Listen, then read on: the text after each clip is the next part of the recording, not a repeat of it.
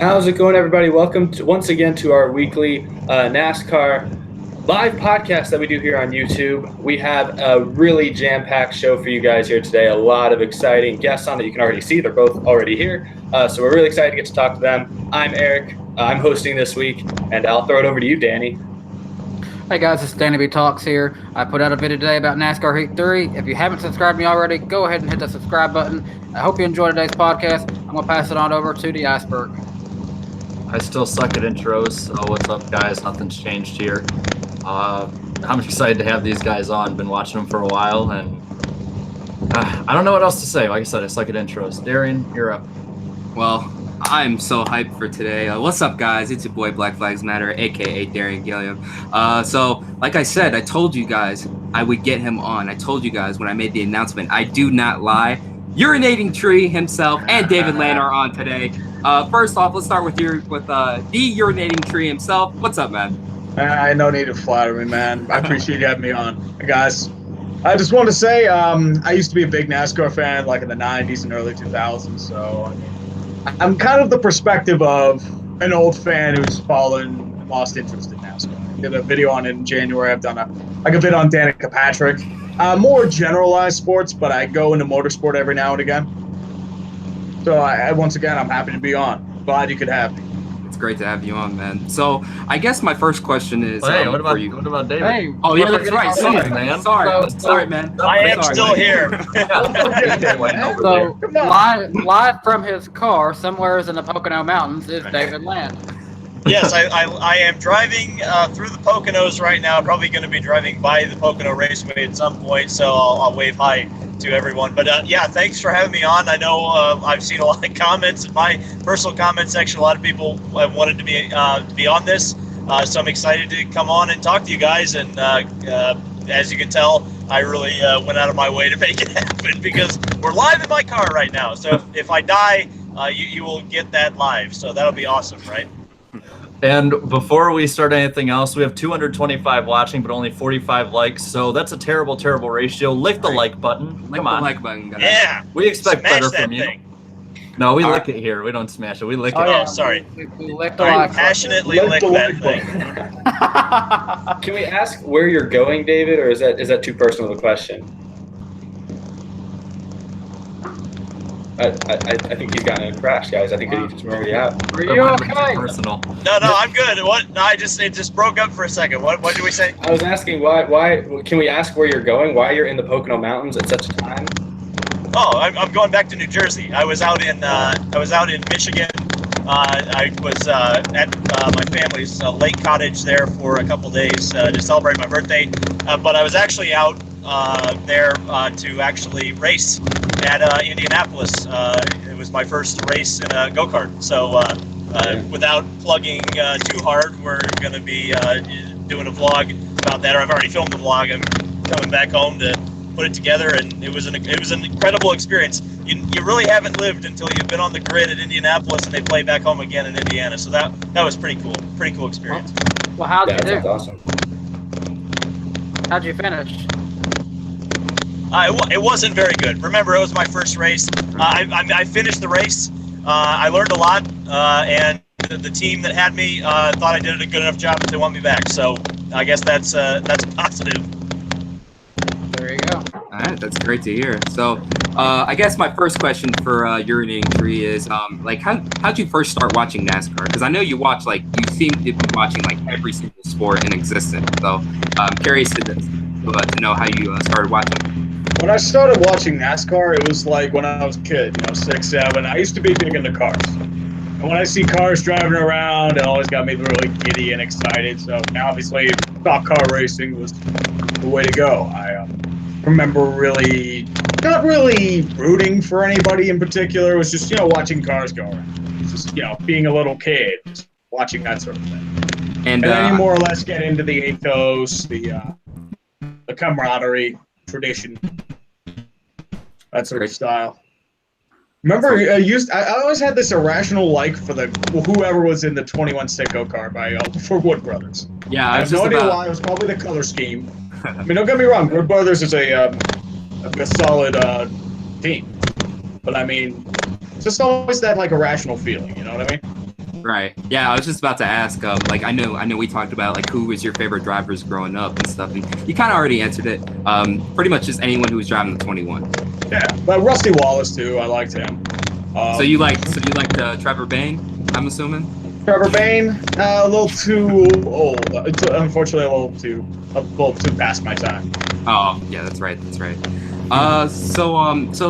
So I remember when I watched your video, when you uploaded that in 2017, I think it was like January, February, talking about NASCAR, and I was like, oh, here we go. It's just gonna be another guy. He's just gonna some guy's gonna talk about the sport, how it sucks, and it's just a bunch of rednecks going around in circles. But like you were an actual fan of it, and you actually knew what you were talking about. And I was like, dude, this is exactly what I've been saying. I've been saying the same stuff too. Like with all these gimmicks and stuff, it's like, I don't know, it's kind of ruining it for me and stuff. And I could see why he doesn't really watch it anymore. The gimmicks they drove me away from it. Like, I remember, like, 2004, 2005, at least with the chase for the cup, you can at least make the argument that, okay, it's creating some excitement, some tension, and they just went way too far with it. Yeah, and I guess people, like, in the NASCAR YouTube community, like, they're under the assumption that, like, oh, you just totally hate NASCAR and stuff. And I'm like, no, he doesn't hate it. He hates what, like, he doesn't, like, totally hate it. He hates what it's become. Am I right on that? Exactly. Like, I've never hated NASCAR. Like, I wouldn't have watched NASCAR when I was a kid if I hated it. Exactly. Hey, really quick, I've been getting some notifications about this. I know it's not exactly racing, but there's a huge fire at Irwindale. Not the speedway, but there's huge brush fire right near it. So. Oh, really? Yeah, the chat's been blowing up about it, so I figured I'd just give it a mention so we don't see it for 2.5 hours. But yeah. So yeah, let's hope they get that put out really quick. So I guess another question I have to ask you is really quick is just give all the exact things that you hate about NASCAR now. Like, what are the things that made you stop watching it? I would say I more or less just lost interest. Like, I mean, it was just like you lost all of the old drivers you grew up with. You lost all of the I would say it was more or less around the time just before the Car of Tomorrow really came into picture. Because at that rate, you just really couldn't relate to it. Mm-hmm. Yeah, that was like at that time you just kind of grew out of it. But at this time, it's just like, even if I kind of grew out of it, I mean, I still follow, baseball, football, hockey. Figure racing, I'd still follow to an extent. But I was like, eh. That's and then such you a kind common of pick theme, up on it and see where it is, and it's like, I don't even recognize it. I don't see what I grew up and loved out of it. Yeah, I think but it sounds like you're saying is very similar to what we hear from a lot of fans, though, kind of, because it's kind of been like a turning point for NASCAR the last 10 to 15, really since the Frances in 2003 introduced, or 2004 introduced the playoffs or the chase system at first. I feel like that was kind of the first kind of domino falling, and I feel like since then it's just been kind of a consistent pattern of dominoes going down that have driven a large amount of people away. And I think it's interesting hearing your perspective, kind of, or hearing a former fan's perspective, someone who used to follow a lot closer, kind of what the changes really, how they affected you. And because I'm sure that's similar to how a lot of other people, maybe not, I'm sure most of the people watching right now are all pretty avid fans or watch a decent amount of the races these days. But I think it's definitely interesting for, I think, all of us to kind of understand that perspective, because NASCAR is in a position where I think it's going to change a lot more the next 5 years or so. And depending on how people react to, I think they're going to be looking back at how people react to these past changes and how we currently think of changing. And they're going to use that as, the basis for any decisions they make. Yeah, and one thing that, I definitely see what your point is, the cars did change so much. Like, on my desk right now, I'm a big, I collect the die-cast replicas of cars. I've got a car from 2018 and a car from 2008 right beside of each other, so a 10-year difference. I look at the 2008 car, and I see so much there. That's when they had the wing on it, they had the splitter. That's things people didn't like. But the rest of the car does appear like it's so smooth, it flows aerodynamically pretty well. And in 2018, Chevy Camaro has so many dips, grooves, and fender flares on it. It's definitely a lot different than it used to be. David, What about your perspective on it? I know you watch a lot more just motorsports in general compared to pretty much all of us in here. So I want to hear your perspective on how the sport has changed and your dealings with people in the sport and the media. Oh well, we could go on a whole rant about the dealings with people in the media and me.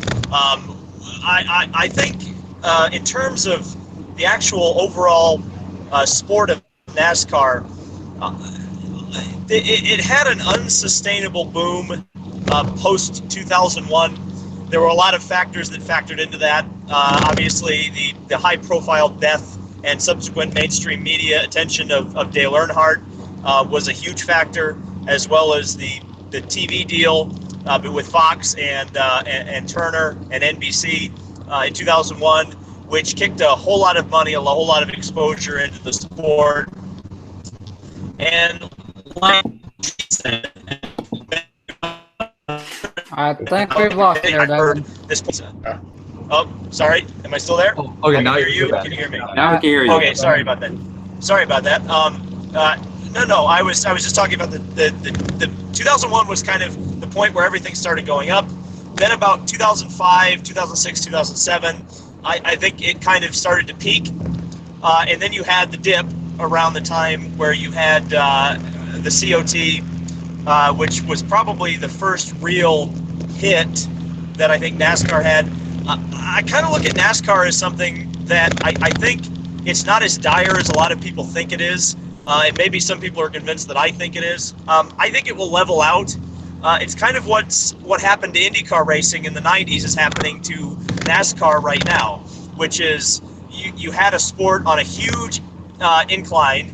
Something happened. And the funny thing about NASCAR is it's not quite as obvious as what happened to IndyCar. You can point straight to the CART IRL split and say, okay, that was the point where everything, went to hell in a handbasket. I'm not really sure what you can point to.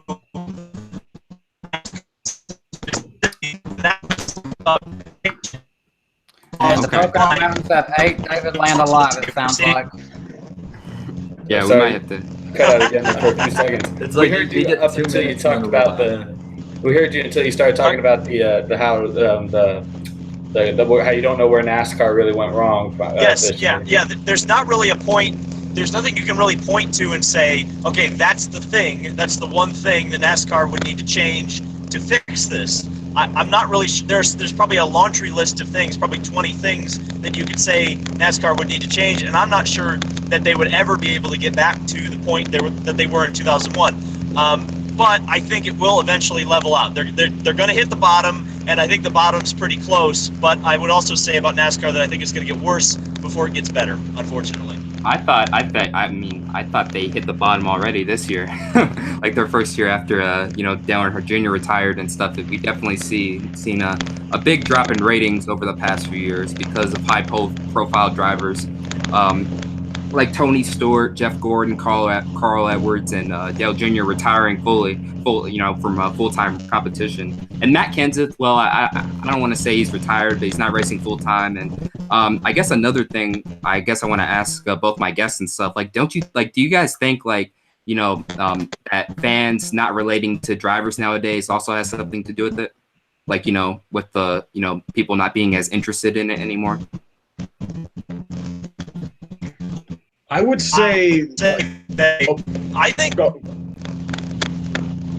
Sorry, go ahead. All right, yeah, go ahead. Yeah, go ahead. You're an injury. All right, yeah, from what I would say is I'm going to actually add on to that. It's not just that people miss the drivers they relate to. I think a lot of fans of NASCAR feel they're being kind of disenfranchised. If you look at what NASCAR has been doing over the past 10 to 15 years, I feel like they've been more or less neglecting their core diehard fan base, and they've been trying to expand to a more suburban, a more, should I say, gentrified fan base. One that'll I say maybe to increase their earning potential. I think that's also what you have to deal with, because that fan base hasn't fit.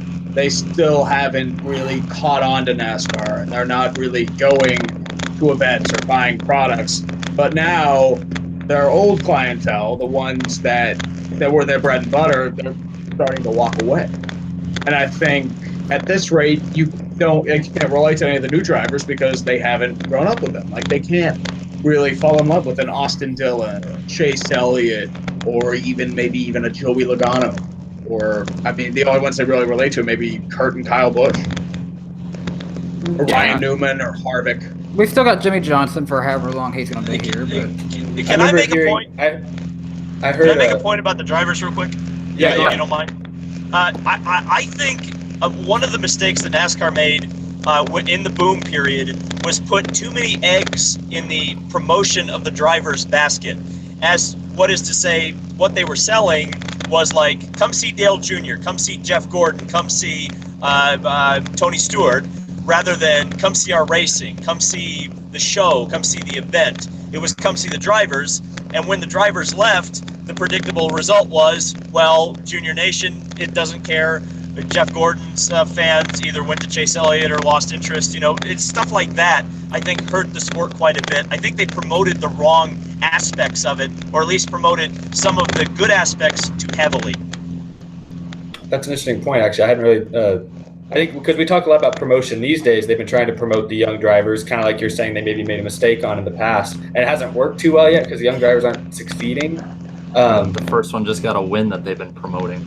Yeah, but that's an interesting point. I hadn't thought about that. I was going to mention, to your point a little bit, UrinatingTree. I remember I listened to an interview with Matt Kenseth recently, who was retired at that point, and they asked him about kind of the young drivers and the difference that he sees in modern young drivers coming up into the sport versus people like him who came up in the late 90s or mid 90s, or stuff like that 20 years ago.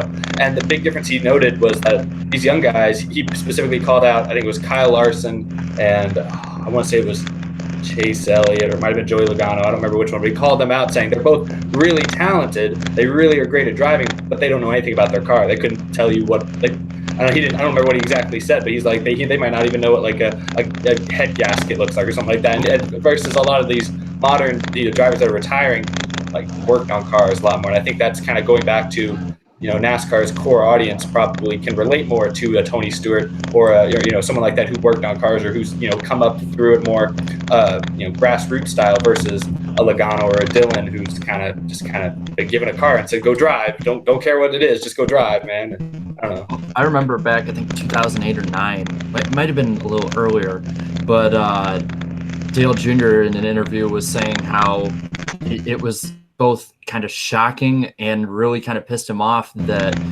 drivers now, like some of them don't even know how to change their own oil on their cars, let alone like him having to, build his own first car to race with his brother growing up. And that's the way a lot of these drivers came up. And it's like, there's sort of that cultural difference where like these drivers nowadays are just sort of, I don't want to say pretty boys, but you can't relate to him as an everyday person. Joey Logano basically got paid to be sent up through the ranks by his dad, compared to somebody like like we were talking about Rusty Wallace or Earnhardt, someone that the older fans connected with. And so you could say Kyle Busch too. Like he wasn't like rich coming up. I know that for a fact. Like Kurt and Kyle Busch. Would you say they're a product of the Jeff Gordon NASCAR? Because I know that was a big talking point around that era, at least from what I remember, is that you kind of had Earnhardt fans and you had Gordon fans. And the people who liked Earnhardt thought Gordon was a pretty boy and he was a rich kid and he didn't fit NASCAR. I kind of find that interesting that all the drivers kind of coming up emulated Gordon because, well, Gordon was, the guy for all their childhoods. Yeah, and I'm in a way you almost see that still today because you'll see a lot of people who maybe fans somebody like a Kyle Busch who at one point was thought of like these young drivers are who those fans of Kyle Busch may see drivers like Chase Elliott and Ryan Blaney to be kind of like that. So really quick, we should probably while we have the opportunity, we'll pause here, probably go to talk about the racing this past weekend. I say we should start a little bit with the double yellow line rule. Oh my God. Let's get boy. the controversial controversy out of the way All while we right. can. All right. So Regan Smith in 2008 is what really first brought into light this whole rule. What Regan Smith did in 2008 at Talladega, that was wrong. What happened in the case of Friday night was a driver who had a lot of momentum, made a big pass for the lead, got around him, bobbled up a little bit with the momentum, tucked a couple of tires just barely. I mean, it's just barely below the yellow line. But by the rules, they have to count that. It's by the way the rules work, they did it right. But does it mean that they should have done it? I don't know. Here's my suggestion. And we talked about this. I did a live stream on my second channel, Black Flags Matter Gaming, with Jarrett right after. We agreed. Like, we're not, arguing the call. I mean, he obviously was on the yellow line, or the double yellow line. He obviously broke the rules, so he gets the win taken away from him. My thing is, get rid of this rule entirely. It's outdated. We don't need it anymore. And I think Jarrett would agree with me as well. Yeah, I would say the same thing, because I mean, you look at after the Regan Smith crash, the next two plate races, the double yellow line rule came into effect in crashing half the field at Daytona with the Dale Jr. Brian Vickers incident. And then the next Talladega race after that Regan Smith incident, Brad Keselowski stayed above the line, and when Edwards was blocking, ended up flipping Edwards in the fence and hurting 7 fans. So, I mean, NASCAR's been so... What would I say? Like, it's been inconsistent. Inconsistent with it, that it's like, well, it's okay for Dale Jr. at Talladega to do it, and it's okay for Austin Dillon in the Truck Series to do it, driving 3, but it's like, it's not okay for Haley to do it or for Regan Smith to do it. And when someone doesn't do it, they set the precedent of, flip someone in the fence instead of going under the yellow line. It's fine. And I think that they should get rid of this rule. That's my take. But I kind of want to hear what everyone else's is on that, because I might be in the minority on that. So I guess we can start with UrinatingTree first. What were your thoughts on it? I thought it was a little bit excessive, because if you look at the replay, he wasn't even halfway past the line. And really, what didn't it just scrape the tire?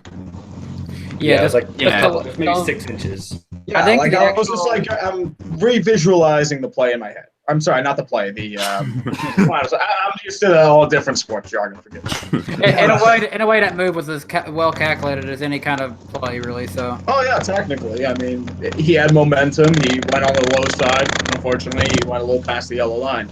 I mean, technically, you could say rules are rules, but if you're looking at the past examples of you saying like certain drivers have gotten away with it and certain that haven't, it's a consistency issue. And if I can allude for another example, the NFL, they're having issues on what's a catch. Oh, yeah. Some different players may be having that could pass as a catch. There are others that haven't. And I'm seeing a lot of parallels between that and this. Yeah, you'll see that with Patriots in NFL, Alabama in college football. You'll see all kinds of stuff like favoritism, so to speak. Yeah, he mentioned the fact that Haley the nose of his car was technically ahead of Larson and Sadler when he went below the yellow line. Technically, he had a few inches on them. I don't know how that factors into the rule, but that was something a lot of people were complaining about. Can I point out an inconsistency on that one? Mm-hmm. I was watching a Talladega plate race. Some of you who are more up to date on that may be able to point me to exactly which race it was. But I feel like it was 2004, 2006, somewhere around there. Dale Jr. made a pass for the win underneath, I think it was Matt Kenseth and Jeff Gordon, and he touched the yellow line. NASCAR did not make a call, did not take the win away from him. Yeah, we keep losing him. Well, I remember that one. That was the 2003 Aaron's 499, and Junior was straddling it. He was like, and I'm a Dale Jr. fan. I got a Junior hat on right now. I will admit that he had his left tires under the line, and they didn't call it. And the only reason I can think is that it's Dale Jr. at Talladega, and they wanted to survive getting out of the track. Yeah. So they played. I mean, there's favorites played. Austin Dillon back in the Truck Series in 2011, and then there was one other I can't remember. I mean, I think it's fair. I mean, it's fair. The reason I think everyone is complaining is I think you guys are right. It's not necessarily, I think by the rule book, yes, he technically broke the rules. And I think most people agree on that. The thing is the lack of consistency, throwing it back to all these different instances where they did or didn't make the call. I'm okay. As far as I went, I didn't mind the call when it was made. I was obviously, I was sad because I wanted Justin Haley to get, his first win. That would have been a really cool story. But it was the type of deal where I'm like, I get it. I just hope that this is officially the start. I can't remember when there was a time this rule came into play less than a year ago, and I thought they got it right then too by calling it or something like that. I don't remember what race it was, but I feel like I remember seeing it recently. Brennan Poole. Brennan Poole. Yeah, I think that's it. I just want to point out how sad. I hope they use this as the basis going forward. I hope now we're done with the inconsistent calls, because I feel like this day and age, there's enough scrutiny. In 2003, when Junior makes that move, there's not a Twitter to have thousands of fans complaining, or whatever. Now there is. I think now that exists in this day and age, I hope that NASCAR gets more consistent. That's why, I don't know, I was okay with the call when it was made. I just want to point out something about Justin Haley. I'm sure it's all about coincidences right now, but so far it seems like he's got a career going that sport of NASCAR almost seems against him, because if you recall, when he won his first Truck Series race, the Fox broadcast team cut him off very short during his... that was BS. That was BS. Yeah, they cut him off very short in his first ever win, like talking to him, and then NASCAR reversed the call. Like, so far, he's got a career going, it just seems like they're against him. That's what it seems like. I mean, I just wanted to make this another point about the line rule and stuff. One Incarnation, I don't know if he uploaded this video or something. I remember him commenting on it. I can't remember who uploaded it. It was an interview that Steve Burns did with Dale Earnhardt at Daytona Speed Weeks in 2001, right before his death. He was asked, will this yellow line rule affect the racing? And also, with his last win, could he have came from 18th to 1st with 4 laps to go in his last ever win at Talladega before his death? And he said probably not. If you don't remember his last win, he was able to, win basically went all over the place and stuff, and went from 18th to 1st in literally less than 4 laps, I think it was. So yeah, and I mean, just this this below the line crap, this yellow line rule and stuff, is just affecting the racing and stuff. And I think it's to the point where now it's outdated. We just need to let the drivers police, who goes below and all that stuff as well. Because I can guarantee you this: the drivers today, compared to 20 years ago, they are nowhere near as aggressive as they were back in the day. I can tell you that. And then it's I just lost my train of thought. Wow, what was it? See, this happens all the time. This is great. Dementia setting in at 20. Go on, and I'll think of my point later. I was gonna say, you're giving examples about drivers getting blocked below the yellow line stuff, and how that's the reason why you need to get rid of the yellow line rule. And I don't know if I'd agree with that, because if you're not gonna block below the yellow line, Carl Edwards would have blocked Keselowski down to the grass and would have gotten wrecked anyways. So I don't know if I agree with that being a reason to get rid of the rule. I'm okay with getting rid of the rule because it makes it easier to police, and we don't have to worry about these controversial calls. And safety's a factor, but I don't think safety is the biggest factor the way the cars are these days. So I don't know if I feel like the rule needs to be changed necessarily. Well, I'll float a rule change. How about we crack down on blocking? That's what I would. If you're gonna be, because I think that maybe causes more crashes than any kind of a yellow line rule, is guys chopping up across the pack and then eventually getting turned. I don't know how you enforce that on a plate track or how you would change the culture, but do you guys think that would be a realistic thought, or do you think it would just make things 100 times worse? That actually goes into what I was going to say, and I forgot. Okay, so really quick, going back 2015, when Matt Kenseth crashed Joey Logano, and everyone's freaking out, and everyone's saying this and that. Well, I watched Ricky Craven on ESPN that night, and he had talked about how it's fine because drivers code, right? And that there's certain guidelines that drivers set out with each other, and when people break those guidelines, the rest of the field, will get mad or punish them or whatever. I don't see why with this, whether it be under the yellow line going into a corner or when it's unsafe or blocking too much, why the drivers can't self-regulate themselves with that, because I know with a lot of things, like I want to say it was 2009 or so at Talladega, after they had a blocking rule and the drivers just decided to go in a straight line the whole time. It's not the best thing like for racing, but at the same time, I also think that, these drivers, they're not kids, they're responsible adults. Jesus. And if they make stupid decisions, then they should pay by their competition the ramifications for it. And I personally think that the drivers should keep it in their hands. And then from there, if it gets like completely out of control, then NASCAR can be like, see, we were right. Let's go back to this, you idiots. And if they're wrong, then it's just a win all around. So that's sort of how I see they should go for it. The idea of a blocking rule sounds good on paper, but I feel like we talk about the gray area of this yellow line rule. The gray area of a blocking rule, I feel like it'd be too difficult to police. You'd have even more people complaining anytime a call was or wasn't made. I don't know. It's one of those deals. I pointed this out in a video recently.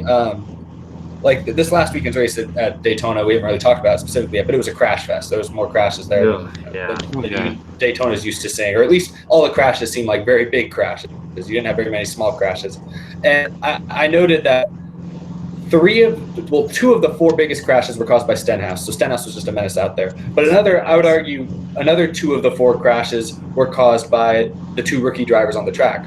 Byron blocking aggressively helped with Stenhouse, helped cause the first wreck, and then Bubba turning Boyer caused the last big wreck in overtime. So it's kind of like, I feel like it is a drivers will police themselves, because these are young guys that are still trying to make a name for themselves, and they're in good equipment, so they're up front in high pressure situations that they're going to make mistakes. I was kind of saying, like, at some point the talent will win out over the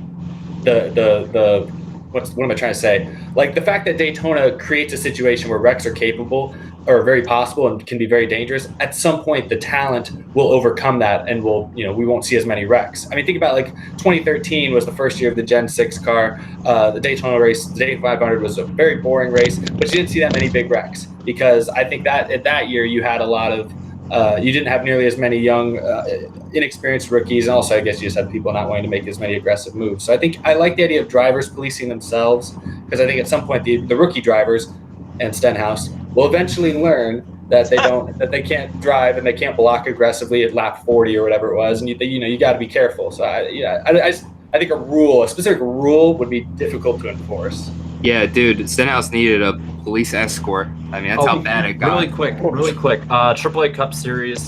And by the way, all you guys complaining in the chat, here you go. I'm talking to you. Our stream with Bobby Allison will be July 26th. That's a Thursday. So we're going to be shifting that day. We had to fit Mr. Allison's schedule. So just to sort of point that out while I had the chance. So carry on. Yeah, I guess I gotta get my thoughts on UrinatingTree's thoughts on the whole because you have another stream, I understand, in like an hour or something like that. So it's a stream I do with a guy named 5 Points Vids. We do it weekly, so it's cool. Yeah, so like I know we're on a limited time here. So just what were your thoughts on the race, the Coke Zero Sugar 400? Well, from what I'm seeing from Ricky Stenhouse, I'm getting shades of Danica Patrick just wrecking him. I actually put something about that on Twitter. That's what I'm going to make Who's making the joke? I know the joke's out there. Who's making it? Come on. Technically it is out there. Well, I had said on Twitter, I was like, is the final phase of breaking up with Danica or driving like Danica? I don't know. We'll see that next week or the week after. Who knows? One of my favorite memes this week has been the oversized Ricky Stenhouse car wrecking all the cars there at Daytona. Yeah. Dude, that was like, and I've actually seen some of his fans on Twitter defend him. Like, it was just being aggressive. Drivers are aggressive all the time. Yeah, there's a difference between being aggressive and just being like a total dick on the racetrack. Like, you completely... Let's just point out that we're 35 minutes in and I haven't cussed yet. So Eric, I'm impressive. Wow. Yeah, it is impressive. Yeah. I think I said it in a good way after the race. Like after I was like all jokes aside from this, I think that Ricky Stenhouse is still one of the best plate racers that we have today. He's aggressive and he's fast which is a good thing for super speedways. But when you do it too much like he did, it can be a bad thing. It can be a bad thing, but at the same time, he is probably one of the best super speedway racers we have on the circuit right now. I think I defended him only on the first crash. I don't think he deserved as much blame as people were giving him. But the other two were, especially the one where he turned Kyle Busch. Yeah, I don't know. And I think, can we say he's a good plate racer? I think he's not a bad plate racer. He's won 2 races. He's good at attrition. But my point is, he's driving a Roush car, and I just remember as a big Matt Kenseth fan, this year Kenseth won 2 of the 4 plate races and led a ton of laps in the other 2.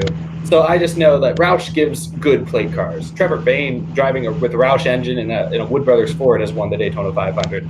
So I don't know if I'm going to sit here and say Stenhouse is a great plate racer. I think he's good, but he definitely makes mistakes. Remember the Daytona 500, or not the Daytona 500, was it the duel or the shootout, whatever it was this year? Didn't he cause 2 wrecks in that race as well? Yeah, he was using the arrow to suck the cars around.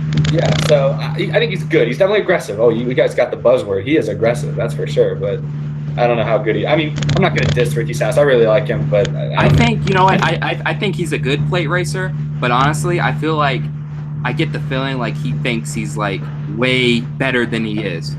Like, you know what I mean? Like he's won 2 races. He can see the air. Yeah, like, he can see the air now. Like, I think he probably thinks he's Dale Earnhardt now on those restrictor plate tracks. He probably thinks of himself that way.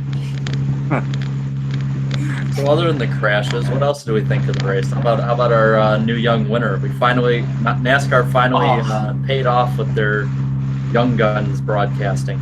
Yes, no more false advertising, at least for this week, because that's all they talk about is the young drivers. Young drivers ready to take out the old. Well, I definitely feel like next week we're gonna go back to normal. Yeah, I mean, wake me up when it's not a play track. Probably gonna be Harvick or Truex again. Yeah, exactly. Well, it is Kentucky though, so you might see Keselowski. He's pretty good there. Maybe Kyle. Yeah, I'm still gonna put. If I had to bet all my money, it'd be Harvick. Maybe Busch. I'm a safe betting man. I don't go out on a limb too much. Oh yeah, and also the tire too. Someone said talk about the tire. Remember? What are they doing to the tire? Are they changing the tire this week? No. Remember Eric Almirola? Oh. Tire. Oh yeah. I thought we were already talking about Kentucky. I'm like, what are they doing this week? Another rule change? We could talk about how Bubba can't drive on a plate or a road course to save his life. Oh yeah, dude. God. Yeah. I'm a huge Bubba fan, and I guess I'll ask UrinatingTree after this question after I say this. Let me just say, Bubba is just atrocious on road courses. If you saw him at Sonoma, even in practice, like Truex was getting after him. He's like, we couldn't hold his line. He was just all over the place, and it was just bad. But making Dale Jr. look like Boris said. He grew up racing ovals, so that's I'm not gonna expect him to be that great on a road course. So. But worse than Ty Dillon? Jesus Christ. Yeah. Dude, time to send him to Skip Barber. Like racing courses now, or like they're very streamlined in the academy, so they might not get a full experience. Yeah, I would say that. I guess another question I want to ask you, UrinatingTree, NASCAR related, is what do you think of all the diversity in recent years and stuff with the whole Drive for Diversity program and stuff? Because I guess some fans have mixed feelings on it. They're like, well, you guys, you're just shoving diversity down our throats and stuff. You're just trying to get these faces out there. It's like they're not really talented and all that stuff. I don't believe that at all. I don't have a problem if they're the best. That's how I've always been. I don't really give a shit about skin color or gender or whatever. What I want to see is the best. And unfortunately, Danica Patrick was not the one they should have been promoting, but still, he's the face. Who knows if Bubba Wallace is the right face? We'll see. But that's the key. At the end of the day, I don't think there's really a drive for look at golf and Tiger Woods. It didn't matter that he was black. He was just the best damn golfer in the world for about 10 years. Right. So it's one of those things that, I'm more nonchalant about it, but I can kind of understand where they're coming from. I feel like it's more a push to try and bring NASCAR and introduce it to new audiences as well. They want to focus more on, create new markets. What you're saying is they want to focus on maybe get the black viewer, get the Hispanic viewer, get minorities and stuff. Yeah. I mean, if you look at it from a business perspective, you kind of get it. right. Unfortunately, people may think it's like, because you don't know if it's like legitimate or if it's an agenda. It's just like, it's too much of a line nowadays. I will say this: they are hit and miss. Daniel Suarez, he's been atrocious this season, but he was the, I mean, Suarez, Suarez or Suarez. Yeah, but I mean, he was the first international champion. He won the championship. Some would say, well, he lucked into it, but I mean, he still won the title. Bubba Wallace, when he was Xfinity title, yes.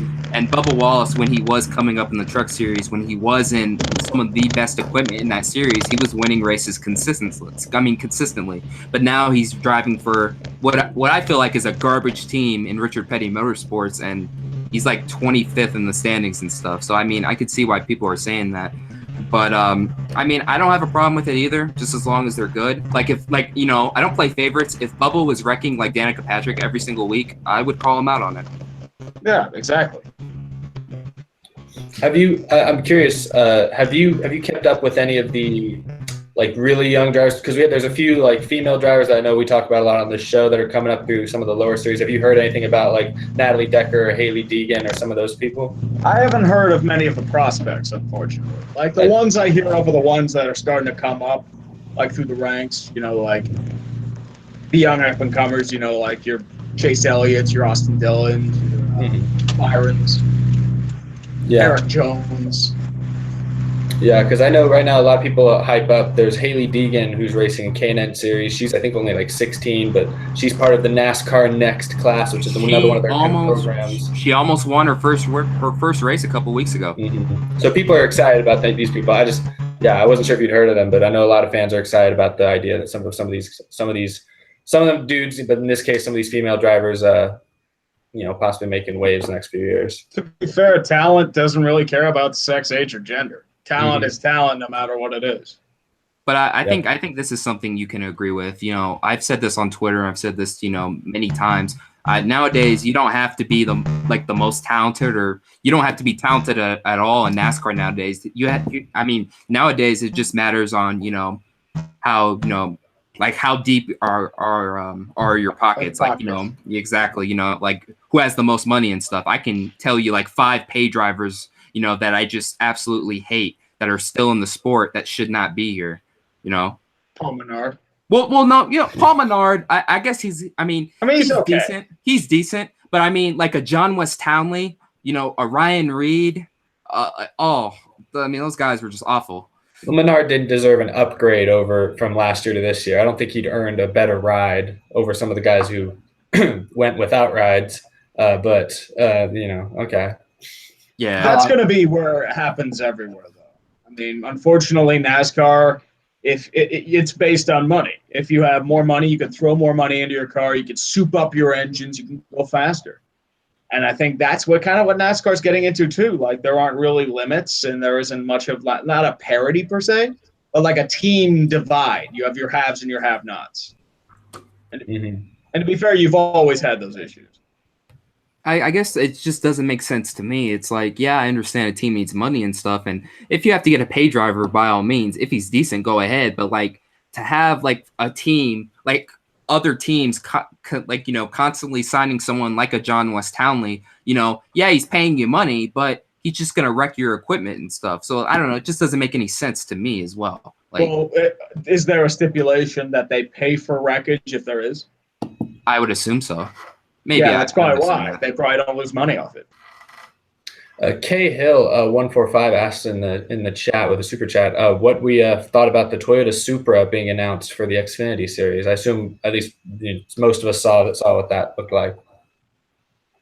I don't expect too much of a change at this point. I mean, Toyota's pretty much owned the Xfinity Series the last few years. It's sort of gotten a little more lenient now that a lot of the leeches are out. But I mean, I don't really expect too much of a difference for Xfinity. Now, if I think if it were Cup, I would expect a bit more difference just because I think the competition in Cup is so much closer with the top teams. See, the more and more I look at this Supra here, aerodynamically, it honestly, oh my gosh, there goes my ears. Oh gosh, Sorry. There we go. No, you're Sounded fine. like a jet engine was going on. Oh my God. He had to Well, fly to what? get away from Stenhouse. Yeah, everybody. Stenhouse is chasing David Land right now. Live breaking news here. Worst. Yeah, he's giving me a hell of a bump draft right now. I don't know if I can hold on to it. Worst edition of oh shit, I already lost my train of thought. Concussions, wonderful thing. Let's go. Well, okay, so I'll go back to what I was saying about the Supra. Looking at it, it doesn't really look to be that much different aerodynamically compared to what they currently have in that series, honestly. I'm sure the motor will perform just as good. I'm yelling now because I'm having to yell over what I'm hearing in my ears. I'm sorry. Is it that loud? Sorry. Oh, do you need to kick me out? I don't know what's going on. No, I thought I had. Okay, no, you're good. Yeah, you're good now. I honestly, Okay. where I wear headphones and I was hearing that, I honestly could barely hear myself talking. I'm sorry about that. I didn't hear it, so I don't know. Yeah, I might have just used the rocket boosters or something. That's okay. It's okay. Yeah, I guess my opinion on it is like I know JC1424. He absolutely like hates it and stuff. Like, oh, that's ugly and stuff. Honestly, I like it. I mean, it's a different look. I haven't seen a kind of look like that on a stock car at all. So I mean, it's different. I like it, you know. And also, just another thing I like too. This is, I guess, it's kind of related to this. Christopher Bell, when it was announced, he tweeted out, "I can't wait to drive this next year." So basically, that's, you know, he's not moving up into the Cup Series, which is another problem with the sport as well. You got all these young drivers who are moving up too soon and stuff. And I'm glad, you know, he's gonna, you know, stay in the Xfinity Series and just keep developing. You know, I still think or he's he'll gonna follow in the footsteps of Kyle Busch and Leach. Yeah, it might. Yeah, it might do that. Never know. Well, I mean, honestly, I feel like at this point with the Gibbs and Bell situation, there's not room for Bell right now in the Cup Series with them, and they don't want to just get rid of Denny Hamlin or Kyle Busch right now. Hamlin's got an extension with FedEx for a few more years, and I'm sure Kyle Busch has sponsorship out the wazoo. So it's. I mentioned this also in a video yesterday, or no, it actually hasn't come out yet. It's going to come out tomorrow. I hadn't uploaded it yet, but I think Daniel Suarez is a guy I'm nervous for after 2019 because I think Harris is sponsoring him through next year. But after that, if he hasn't started to get results, that's going to be Bell's car, if you ask me. Yeah, every 4-car team right now has that one driver that I feel like is playing on the bubble right now. Suarez is the guy for Gibbs, and it's probably a toss-up between Bowman and Byron for Hendrick right now. And I was going to say about Bowman. Bowman. The Supra. I do think it looks good, but it also doesn't look at all like a Supra. Like that's the body style doesn't match at all. The paint, like the paint on the front with the stickers, it looks like it, but like a Supra. I mean, I'd have to remind myself. I haven't seen one in a while, but aren't they a little bit more like kind of low to the ground, like almost like a Corvette in a sense? They are. There's no way to really make a uniquely NASCAR version without it being completely different to the other cars. I just think it's interesting. I mean, they're still running an outdated Camry. They were running the Camry from like 2015, 2016, whereas the Cup Series had switched. So I'm kind of surprised they didn't just try an updated version of the Camry. Instead, they're going with the Supra, which just doesn't match the Mustang and the Camaro, at least not in like shape and like style. Doesn't match them. What's weird is that we were finally going to be to a point where both Xfinity and Cup Series had the exact same cars, like you had Camaros and Camaros, Mustangs. Now we don't with Toyota. There's always the one oddball now. All right, so I think points really quick. I have them up right here. I have the top 20 up on my phone right here. So yeah, go ahead. Okay, so you got the 7 winners now. Kyle Busch and Kevin Harvick tied with 5. Playoff points wise, Kyle Busch has 30, Harvick has 27. Truex has 3 wins with 18 playoff points. Clint Bowyer 2 wins with 10 playoff points. Then Logano has 1 win with 7 extra points. Eric Jones and Austin Dillon have 1 win with 5 extra. Then Brad Keselowski's 8th plus 189. 9th is Kurt Busch plus 159. Kyle Larson plus 137. Denny Hamlin plus 131. Eric Almirola in 12th plus 96. Ryan Blaney in 13th plus 89. And Blaney's been pretty awful the last 10 weeks if you compare it to the start of the season. So there might be a little reason to be concerned there if he has another bad race or two. Jimmy Johnson is 14th in points plus 54. Chase Elliott plus 37 in 15th. And Alex Bowman is the last one in the top 16 plus 19 over Ricky Spinhouse, who is in 17th. Paul Menard is minus 55. Ryan Newman is blocking the rest of the field, minus 94, and Daniel Suarez, minus 108. You see, it's just just let me say this really quick. It's just so ridiculous now. You guys know how I feel about this playoff system, and I think the majority of us feel the same way. It promotes mediocrity. Like, honestly, we should be talking just about the top 10 drivers. Like, now we're talking about like the top 16. Talking about the top 16 or like the top 20 and stuff like that. Like, I don't know. It's just I mean, I would assume your UT shares my thoughts as well, that this playoff system just promotes mediocrity. Yeah, that's what I wanted to ask. Well, what they want to do is just like squeeze every last dollar out of it. The more seating they have, the more they can promote, and the more they think of like, oh, this is an upset if you have like this mediocrity beating the number one seed.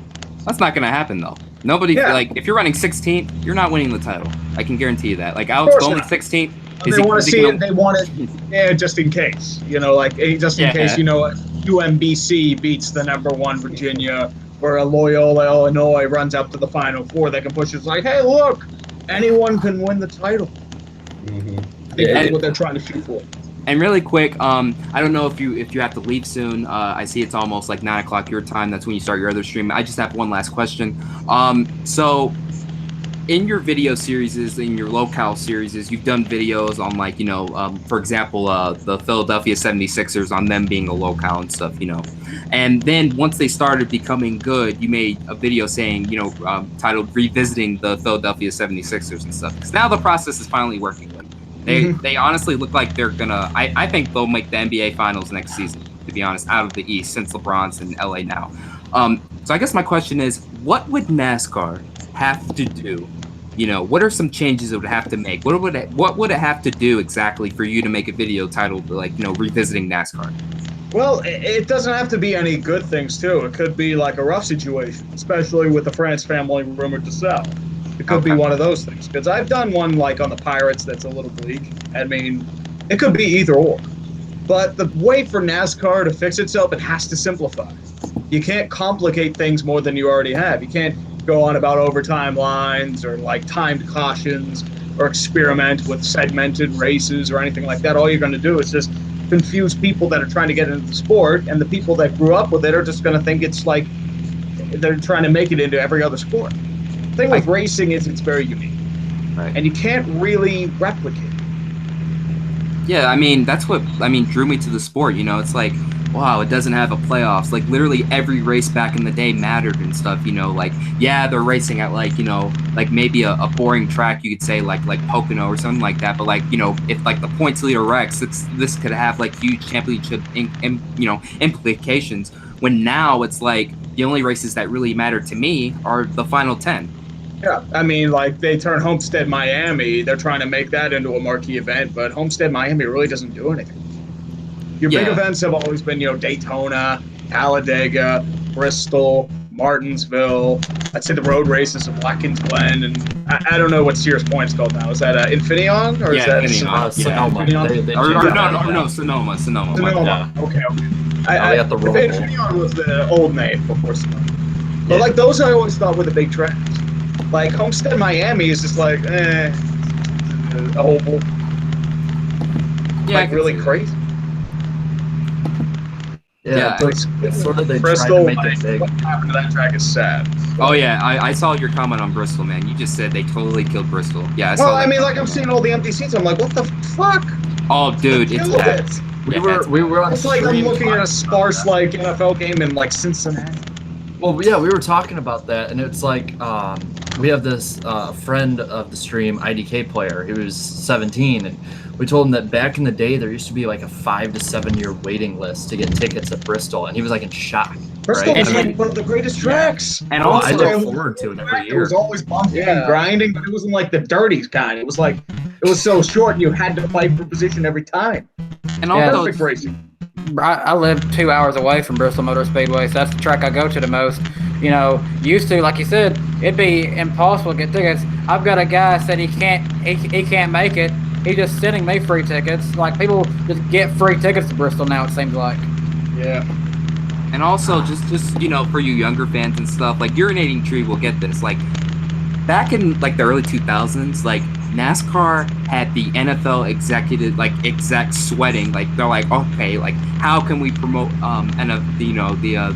NFL better? Because NASCAR was literally right up there with them when it came to ratings. And also, this is gonna seem even more crazier. Back in the early 2000s, like, you know, the Xfinity Series now, which used to be called the NASCAR Busch Series, it's always going to be the Busch Series in my opinion, you know, always to me, being an older fan.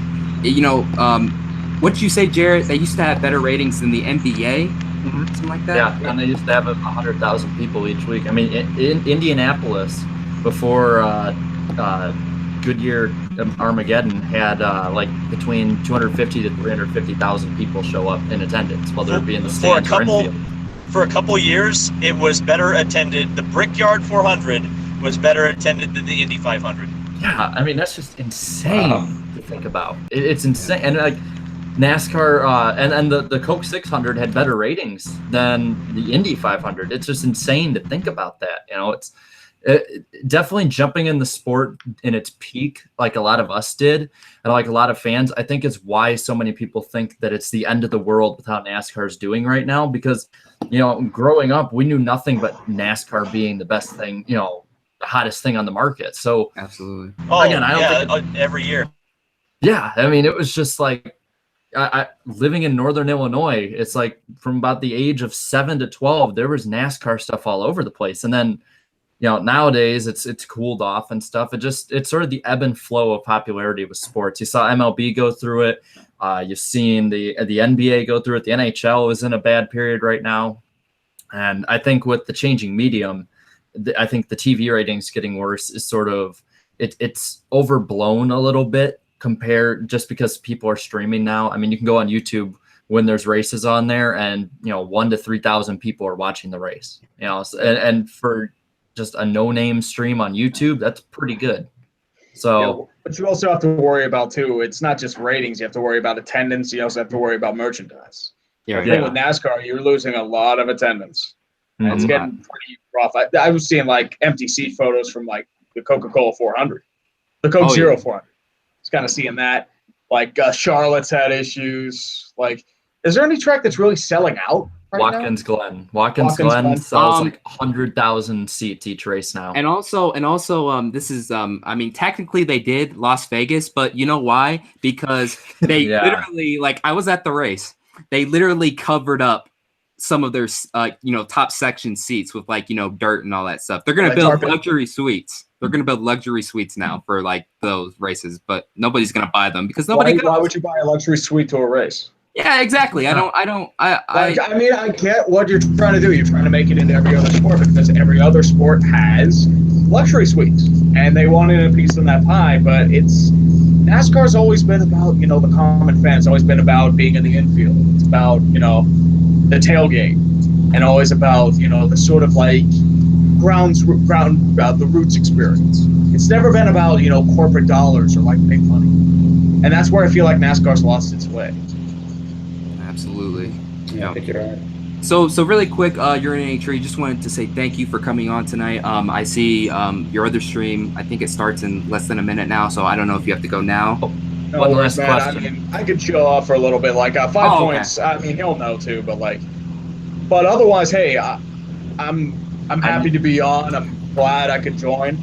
And I appreciate you having me on, guys. Well, now, for my sanity, I do need to ask one thing, because we've kept our little catchphrases to a minimum. But can you please let our fans who might not know what we need to sell Spanos?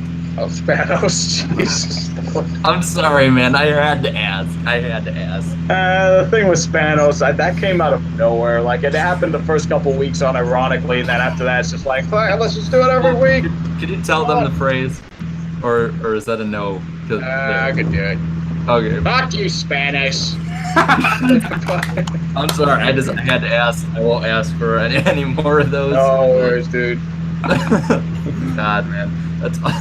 I've literally, every time I go to a thing with the Chargers now, the comment section, the top voted thing every time is "fuck you, Spanos." I've seen it with like Nashville Predators things too, like with Pecorine highlights. It's gotten done. It's everywhere. I mean, it's like oh god, what have I done? You've started a cult. Pretty much. That's what I mean. Sometimes you gotta build your own. Oh my god. All right. Oh man. All right, sorry, man. I got to unfortunately head off to deal with 5 points Fitz because he's going to be like wondering where the hell I am, unfortunately. But hey, we would love to have you on. We would love to have you on again sometime in October. Definitely, man. I'm cool with that. All right, great. Just let me know either way, man. All right. All right. Thank you so much for coming on, man. We're all big fans of yours, and can't wait to have you on soon. No worries, brothers. Have a good night. Best of luck with the rest of your stream, gentlemen. Yeah, good night. Thanks for being on, man. Yes, sir. And everyone, please, in honor of Tree, lick the like button. We have 240 watching, 217 likes, so we need a better ratio. Guys, that actually happened. We had an urinating tree on here. That's awesome. Now we can sit back for the last hour or so and focus on our real guest. David Land is here. Whoa! Yes, David Land who's is that here. urinating tree guy? Yeah, Yeah, I'm here sometimes. Yeah, Sometimes we go through the mountains and then it cuts out. But Nope. Right there.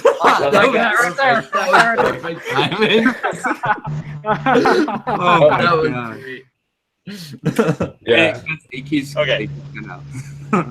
Yeah, So, David, I keep going by mountains, and that's not no bueno. But anyway, yes. So how's that drive going? Any kind of bad drivers out there? We lost him again. I already 253. So many bad drivers that they ruined his signal. We have 230 watching, 257 likes. That is awesome. That's awesome. Great Thanks, show. guys. Yeah. Yeah, great job. Hey, really quick. So, I just want to ask this. So, David Land, so really quick, I just want to ask you on air. So, a few of us were starting up. Wait, can you hear me? I don't know if he might be able to hear you. I don't know if we can hear him. Okay. Yeah, I was sorry. gonna ask him about joining the league. So, but I'll just wait on that, I guess. Yeah, you've been poking bears out on Twitter now. Yeah, so really quick, guys, just really quick.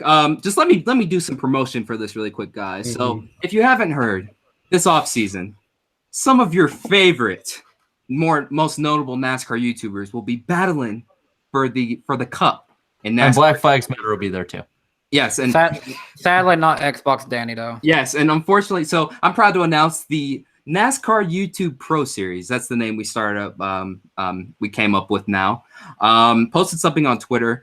So basically, it's going to be a NASCAR Heat League that takes place during the off season on the PS4. Unfortunately for you Xbox players, you're out of luck. I don't want to cuss, but yeah. So YouTubers like myself, the Iceberg, and I was about to say Danny B Talks, but no, you have an Xbox. And Eric himself will be in the league. And I guess some other confirmed players include IDK player, who will do a video on it. He's going to upload a video talking about the league on Friday, as well as Seed Games, some other smaller YouTubers, Rusty Walrus, Seed Games. Also, One Incarnation, and I know some of you are going to get pissed when I said that, but he's the comment king. We got to have him in here. What about our part-time driver? And also our part-time driver. He might switch full-time. You never know. Real Radman will also be in there. Raw Gator as well. Also Kamikaze Games. You see, I'm forgetting a few. So yeah. And if you don't follow me on Twitter, I've been doing some persuading and some trash talking as well. So I called out N2SC4. They think, N2SC4, he thinks he's, he does, NASCAR gaming content all the time and stuff like that. And I called him out on Twitter. I said, hey, I'm not all that convinced. I don't know. You're not all that to me. And maybe if you join the league, I might be convinced. And he replies, and he says, well, he's just like, you're not convinced? And I'm like, yeah, exactly. And I even called out Kamikaze Games too. I'm like, hey, if it's any better, I think you're better than Kamikaze Games. So I'm back. Hi. Does anyone can you hear me now? Yes. Oh my gosh, there he is. Oh, yeah, I'm back. So really did cool. you hear any of that Darian had said about the league? I heard you talking shit about N2SC before. No, it's all right. So really quick. So me and a few other notable NASCAR YouTubers this off season will be starting a league on NASCAR Heat 3 called the NASCAR YouTube Pro Series. It will be on PS4. I'm gonna ask you here: is that something you'd be interested in doing? I'd be interested in it, but I don't have a PS4, so that there's a little bit of a problem there. Now, could you get a PS4 and for that. Well, maybe you need to mail it to him, Darian. Well, Jeez. Yeah, I was about to say. David, maybe that's where I come in because I'm the one guy in this group who has Xbox. I'm looking for people to play Xbox with. So Yeah, there we go. See, we finally found the guy with the right idea here. I keep getting yelled at about getting a PC. That's the thing that everybody's yelling at me about. I know Jeff Fabiano, you guys, I think we're trying to get on for this. He's been one of the guys who's been pushing me to get a PC because he's like, I want to play with you, man. Jimmy Broadbent's another one who's kind of been like, we go race some cock cars, mate. I'm like, I don't have a PC. I don't know what I'm supposed to do here. Maybe that's where you need to tell Jeff and them, hey, take a break from PC, play an Xbox. That's what I'm trying to say, but you get outvoted on that one. I do like Jeff. He's actually probably one of my favorite gamers on YouTube. I love watching him. Love watching him on Twitch and everything. See, I thought about switching to PC or back to Xbox, and then I look up and I see my Last of Us poster. I'm like, nah, it's not worth it. You and me both, man. I wanted to ask you, David, while hopefully your connection's still good, you mentioned you did the Battle of the Brickyard this last weekend. What can you tell us about that? What was that? Can you go into more detail on that? What was that experience like? Sure. Well, again, it was my first competitive race ever. Obviously, I've driven things fast before, but never in a sanctioned environment. I guess let's say that. It was unbelievable. I mean, it was what a cool experience. But I will tell you, I don't know if any of you guys have ever raced before, like for real. But no. It is. I have a newfound respect for not only the sport, but the people in the sport. It's such a difficult sport. It really, really is. I mean, the mechanical element of things is such a major key. I was actually running in a class called Briggs 206, which is a fairly controlled, in terms of a technical regulation standpoint, series. But at the same time, there were still so many things that we had to work on the kart to get it competitive. We actually, out of the box, that was part of the deal to put it together. Was I had to provide a motor to the team, so I bought a motor, I shipped it out to the team, they put it in the cart, and during the practice and actually even the qualifying session, we were just crap. I didn't pass a single kart. The worst race car driver ever. I'm making Milcaduno look like Ayrton Senna. And it turns out when we took the kart apart after qualifying. There's another funny story about qualifying. I'll let you know here in a second. But we found out that the clutch was completely stripped. So I had absolutely no clutch. And in a go-kart, especially one that's not a shifter, that clutch is so important to get a drive off of the corners, the tight corners. So I was completely down on horsepower the whole time. And then I get into like the heat races, and I'm like, holy crap, I can actually race these guys. And speaking of racing, the Indianapolis circuit for the Battle at the Brickyard is a very, very high-speed circuit. So there's not a lot of slowing down. So what that creates is essentially a pack race. And bump drafting is very much a thing to go fast. And in qualifying, they told us in the driver's meeting, don't bump draft. I forgot that rule. And I lost my fastest lap at qualifying because I bump drafted. But yeah, just an amazing experience, really. And, I'm not one of these, I've always dreamt of it. I'm sure, pretty much everybody who watches racing to a certain extent thinks about it, hey, could I do that? And I was never in a position as a kid to do it. And I've been very blessed by the success of my channel and a lot of the people who helped bring the program together that I wouldn't have met without YouTube have helped me achieve a dream. Now, do I think that I'm going to end up in the Indy 500 or the Daytona 500? No. Yes. But, well, I'm glad you're optimistic. Yeah. But I want to give it a shot, and I want to see what I'm made of. And it was a positive first experience, and this was something I kind of argued with some people on Twitter about, or at least one of my detractors on Twitter was like, "Oh, you finished 38th. Yeah, you suck. You're going to embarrass yourself." And I'm like, look here. There were 57 karts in the race, and I finished 38th. That's not in bad. my first race ever against people who've been doing this since they were 3 years old. I'm like, I think I did all right. And and nobody throughout the weekend came up to me and said, hey, you probably shouldn't be out here. You're clearly not able. No, that never happened. So it was a learning experience, and we're going to move on from here. It looks like it's going to be a thing that, at least for the foreseeable future, will be a part of my life. And I'm just humbled by everything, and especially because it was Indianapolis, and obviously I think everybody knows a lot of people who are interested in the motor speedway and IndyCar and even NASCAR around there. I was stopped by a lot of fans who came out to watch me race, and that was just like, what? What a surreal experience that was. So it was humbling, and it was in many ways. I think humbling is the right word, because you can't go into something like that with an ego, otherwise you're going to be in big trouble. That sounds really awesome. No, yeah. It does. We keep getting in the chat, and this might be something that I'm just out of the loop with, and it might be something with you, David. They keep asking to talk about Kenny Schrader. So is there something there? Like Kenny Schrader? No. Or is it no, Kenny I don't have Wallace? any. Kenny Wallace is the one I have beef with. Kenny Schrader and I, as far as I joined the club.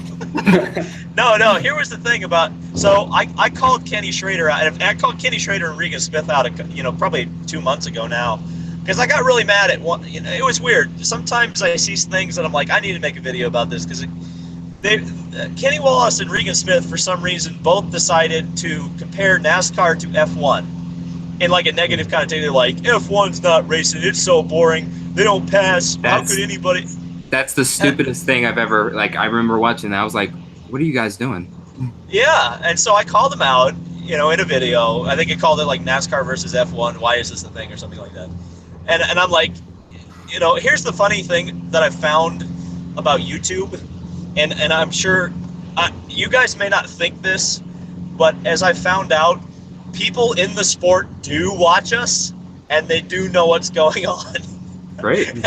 Yeah, so I on Twitter one day during an IndyCar race, I don't remember which one it was, but I was tweeting about it. I think it was maybe one of the Detroit races, but I tweeted something like, wow, what a crazy race, because something was happening where there was some weird strategy or something. And Kenny Wallace, who I follow, but he does not follow me.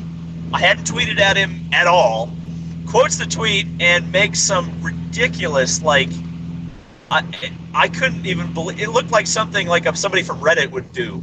It was and nothing was spelled correctly, and he was trying to I think what he was trying to do is do that voice where you mock somebody, like. Oh no! You roboted as he did the voice. Oh, wait, that's all right. That makes it even better, but I think I know what he's referring to. Yeah, and it was what did he tweet it out? was so weird. He deleted it. I think I screenshotted it and put it up. So if you search my tweets back in early June, you can see it. Okay. But yeah, apparently someone sent Kenny Wallace the video. He watched it, got pissed off, and decided, I'm gonna try to troll David, and it didn't work. It completely backfired, and everybody was like, "What the hell are you doing?" in the replies, and he eventually deleted it. But yeah, that was kind of weird. I've also sparred with Mike Joy before. Mike Joy. Yeah, he found the Daytona Day is trash video, which was weird, because it was funny how he tweeted it out too, because it was he said something to the effect of, now I don't agree with this David Land guy, but this video is very interesting, and I'm like, what? That sounds like Mike Joy though. Yeah, I didn't know why he tweeted it out, and then I thought about it for a little while, and I was like, I think he agrees with me, but he can't say, Daytona Day is trash, we should totally not do this. So he had to frame it in a way that wouldn't get him fired. I think that's how it worked, but I'm not sure, because it wasn't he didn't attack me like Kenny did.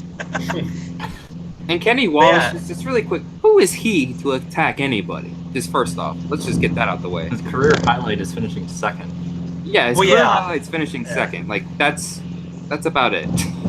Well, here's the thing, is that a few of my fans suggested that I try to get him on and do a live stream debate with him.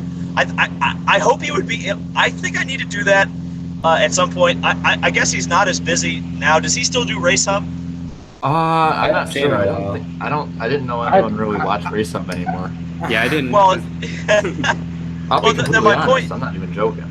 Well, my point is, if he's not busy right now, maybe I'll try to get him on the channel and we'll have a debate, because I do think he means well, and I even think I even said in the video, like, I'm like, you mean well by asking this question, but here's why F1 is more popular right now than NASCAR is. Regan Smith, on the other hand, was the guy who kind of went off the rails and just started spouting the nonsense that you read on Reddit. But it was weird that Kenny was the one who got mad when I gave him credit for asking a legitimate question. But anyway, yeah, that was a thing that happened. I'm willing to be a moderator if that happens. I'll be a moderator for that. Yeah. Oh, for sure. Yeah. No, I think that would be entertaining. That's a thing that I think a lot of people like, because I think a lot of people don't realize that in a lot of my videos I kind of play a character. Like it's kind of an exaggerated version of my personality. So a lot of people take it the wrong way, and I think that's why Reddit takes it the wrong way, because they take like 100% of what I say 100% literally. Yeah, and I think a lot of the sparring I do with people, I know it's entertaining, and people seem to be entertained by it, but some people kind of take it the wrong way. If that makes any sense. Oh yeah. I think I see exactly what you're saying. Especially, you talk about you kind of have to play a character a little bit. I mean, my Danny B. Whenever I'm making videos, I guess you talk about history. My fiance likes to joke with me, says that you can get into that Danny B. voice. Danny B. is different from Daniel, who I actually am. So I mean, I kind of get what you're saying. You kind of have to present yourself in a different way than you ordinarily would in this kind of stuff. This is for sure. Yeah, and I think that's a way a lot of YouTubers find success, is they kind of find a character that they can play, and a lot of me I found is that some things I think I say and I don't realize it's funny, like the focus on the Smithfield thing. Like, why is that a thing? Like, it wasn't, of the things in the Daytona Day video, that's the thing that became the meme, really? But that's what it was. Like 3 or 4 times there's like focus on Smithfield. Yeah. I was gonna say it's sort of off topic, but kind of still on topic. I saw Kyle Busch today went on one of his typical where he like interacts with fans a whole bunch on Twitter, but more than anything, he interacts with the trolls, and he feeds the trolls a whole freaking buffet. And I saw at one point Denny Hamlin tweeted back at Kyle Busch, "Bro, stop doing that." That made me laugh. Right. There gets to a point where it's like, okay, Denny Hamlin, are you now Kyle's agent? Because you're the only one trying to stop him now. Because I don't understand what Kyle's going for, and I talked about this recently. He's adopted this the villain role, but like he's doing it as like an 8th grade bully or an insecure 8th grader who's unhappy because a kid's better than him at basketball on the playground. Although he'll walk up to a younger driver and be like, "Somebody doesn't deserve their lunch money, do they?" Yeah, although it's like not even like a cool villain. It's like one of those lame villains that are like those like cartoons. Yeah. What I find so funny about Kyle Busch is he's NASCAR's candy man. M&M's, Skittles, Snickers at one point. All the candies are with Kyle Busch. But you think candy, you think, oh, this guy's gonna be like some, this great happy driver. And then you see him act like that. It's like, does candy really fit him that well? I don't know. Well, that was the thing. Wasn't it like after the fight at Las Vegas, they threatened to pull the sponsorship because it didn't fit with their brand or something like that? I seem to remember something like that. Oh, I didn't hear about that. K-Day says that Kyle Busch is the rice gum of NASCAR. That would surprise me if they did that. I don't know. I mean, just because of a fight, though? I mean... I don't know. I remember Suarez because he did a video where he ate a donut. Yeah, that was weird. Yeah, that was really weird. I feel like Subway, they wanted to be with Carl Edwards, and then they found out last second Suarez was coming in. They were just looking for a way out of that. Well, they found one. No, I wouldn't. If I were Subway, though, I wouldn't be really too keen on getting out when it comes to a clean spokesperson. Yeah. right now, I think Subway is better off just promote the subs. Promote the subs, and they'll be okay. I don't know if there's a meme or something about this, but like around my campus, we have 3 Subways like on or near campus. And like last year, over the course of about a month, all 3 of them were robbed. And it became a real big meme around here. Like, oh my gosh, goodness, don't go to Subway at 3 a.m. You'll get mugged, like. I don't know why Subway's had such a rough time of it these days. They had a one that was from someone had a meme from 4chan. It was like a prank, and I won't say it on here because I don't think you want to get demonetized for it. But let's just say that I don't know why people would fall for it, but lots of Subways fell for it. You can look it up just at some point, but like Subway has just sort of become a meme in and of itself. I think it's just a Subway problem more than anything. They advertise footlongs to be $5. Then if you get one, it's like, okay, that's gonna be $8. I didn't even get a drink. Yep, that's right. Damn Subway. We'd love to have you a sponsor of this show, though. So Subway, if you please come on the podcast and promote yourself. We will chill. Don't worry. We're not like that one guy. We're not. I'm literally just joking when I say that. I'm just saying it seems like if I go to Subway, Subway's not going to sponsor us. I was joking. Something that I think would be that much. It's like, wait, what happened? I thought it was a $5 footlong. Nope, it's not. So, you guys want to start talking about Kentucky this weekend? Not really, but we probably should. Yeah. See, Kentucky has always been. It's always been a cursed track ever since they started. They had the whole parking disaster there in 2013, and it's like I want to go to Kentucky in the next few years just to cross it off my list, just because it is like one of the tracks that isn't too terribly far for me. But at the same time, I don't know if I can really say a race has ever really been exciting there yet. The short time that we've had it. Well, they're doing a promotion. With college students, I think it's $2 beer night. So my grandpa literally, me and my grandpa have a running joke and sort of our own little family meme about when you see like these tracks and they're all empty, and then you see one section that's almost full, and it's like, oh, free beer night, I take it. So they're literally now doing free beer night. Good God. Yeah, they're doing $2 beer night. Like I don't know. We lost David. Yeah, it's been cutting in and out. Moment of silence. We'll get him back in about 10 minutes, probably. No, but Kentucky, it's like I remember the only time I was looking forward to Kentucky was in 2011 when they brought it. It was new on the schedule, but then the actual race started, and I was like, wow, this sucks. Like this sucks, man. And I don't know. It's just like. And I don't know, it's just like not really diverse when it comes to winners either. Like you always expect 5 or 4 different guys to win there. And it pretty much happens. Brad Keselowski, Kyle Busch, who's someone else who's won there? Kenseth won there. Matt Kenseth. There's only been a couple of people win there. And I don't know. I feel like if I recall correctly, I think about that time Speedway Motorsports was going to purchase another track.